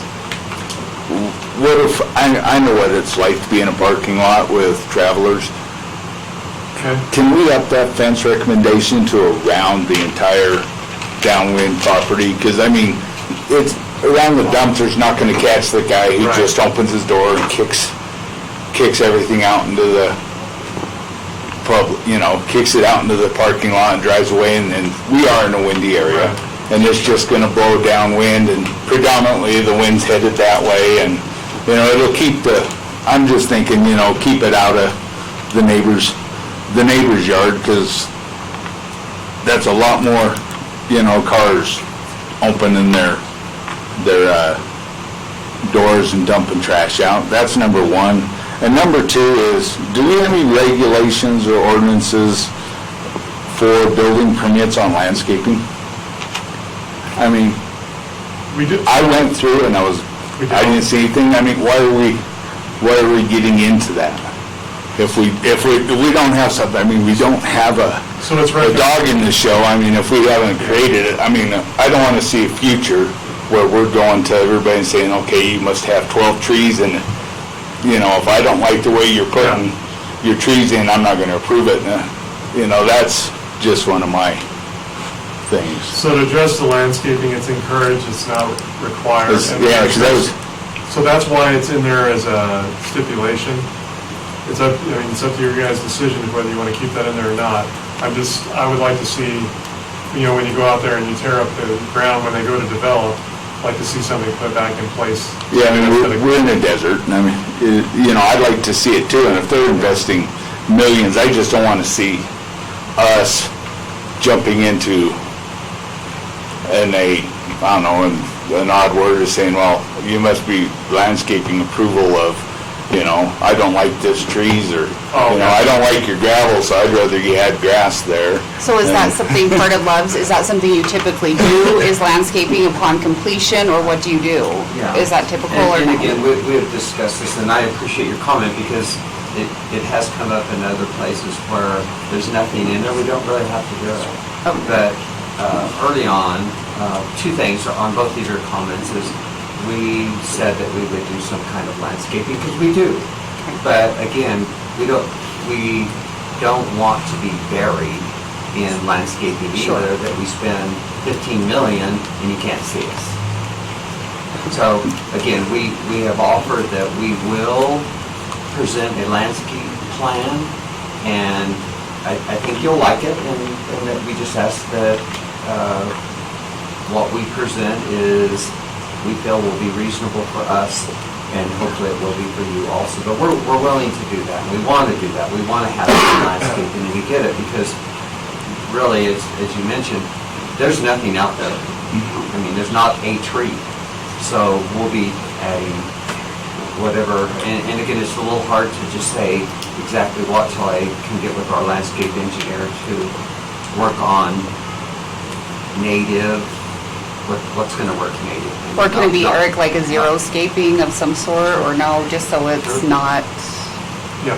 an eyesore, I guess? I mean, what you could, again, these are staff recommendations, and for the two new planning and zoning commission members, and this is, you've only had 4 other hearings, and they weren't this far in depth, but these are staff recommendations. You can remove them, you can add more, that's all that these are. This is not to say, okay, well, it's gotta be this or else. So if we wanted to change that a landscaping plan shall be submitted with the Sweetwater County construction permit, and just leave it at that, Yes. you can do that. I think that's where you're going with it. Yeah, me, I don't want us to be thumbed down on anybody over stuff we don't have rules and regulations to govern, As far as number 5 goes,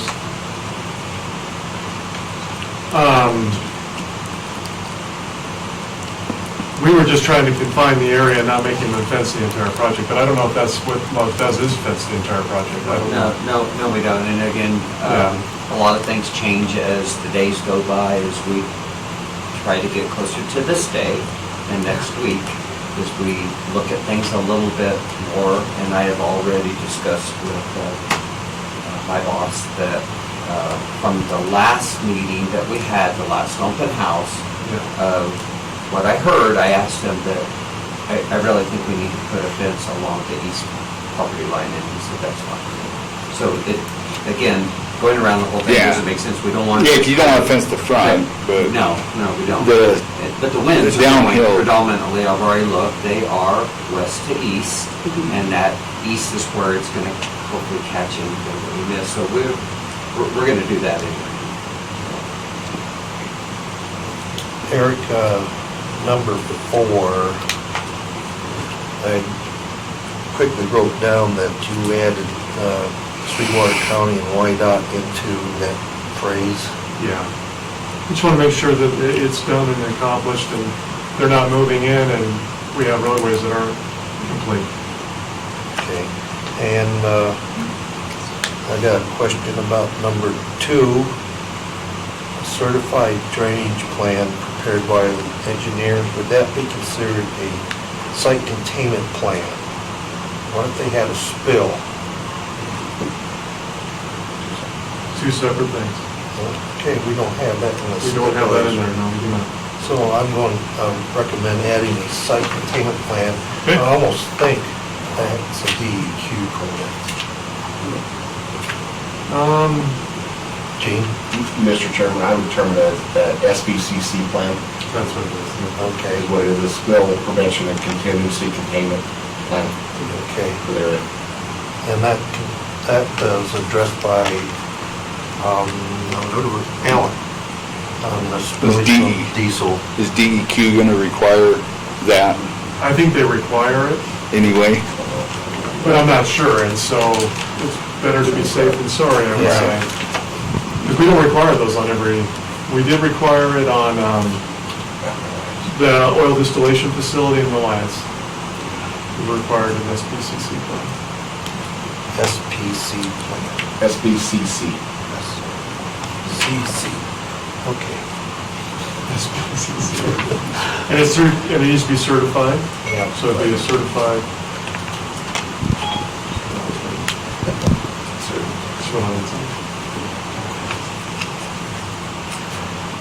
Okay, you have any other questions for Eric? Any other questions for him? No, I got mine out there. Okay, I'd like to have a request for a motion. I make a motion to approve the conditional use for the truck stop with the 1 through 7, with the additional requirements, number 4, Sweetwater County and YDOT improvements, as well as a certified SDCC plan for containment if there was a spill. Okay, we have a motion. Do we have a second? Second. Okay, we have a second. Okay, any more discussion before we vote? Can we alter that writing on the land use that they will submit it, but it doesn't need to be approved? Oh, yeah, you're changing the motion. Trying to remember the words. Yeah, I mean, it would just be a motion. Just be a motion. Motion amendment. A motion amendment. Okay. And I would like to amend my motion to include that. Okay, we have Yes. a motion amendment to add language to the landscaping plan. Eric, is that okay? All right. So we have a motion and a second with amendment to the landscaping plan. How would you vote? Aye. Aye. Okay, I have, before I vote, I have an editorial. Sorry. You didn't know about this. Okay, I have to agree with some of the comments about the location. And Eric was right. The intersection of 374 and 372 up on top of Coolville Hill is BLM. But within 1,000 feet is Rock Springs grazing private land. Did you guys ever look at that property? What I can say, Mr. Chairman, is between Salt Lake City and Wamsutter, I've looked at every off-ramp probably 20, 30 times and inquired about, are there utilities there? What's the zoning? How close for employment base? What's the layout of the land? Is it a triangle, which is kind of tough to put a site plan on? Is it rectangular shape that fits us a little bit better, or at least square? But there's a lot of parameters that we look at, and yes, I have looked at that one. And again, I look for a lot of different things to decide where is it best to be. Okay. From personal experience, traveling 372 for 40 years, you're missing an opportunity of probably over 200 vehicles going past your station for not using Coolville Hill. I think there's utilities there. Okay, wait for my vote. I vote yes with the stipulations. So it's all in favor and motion's approved. And that concludes this hearing. Thank you for coming. The county commissioners are going to review this on Tuesday, probably first thing around 8:30. So if you want to comment, please attend that.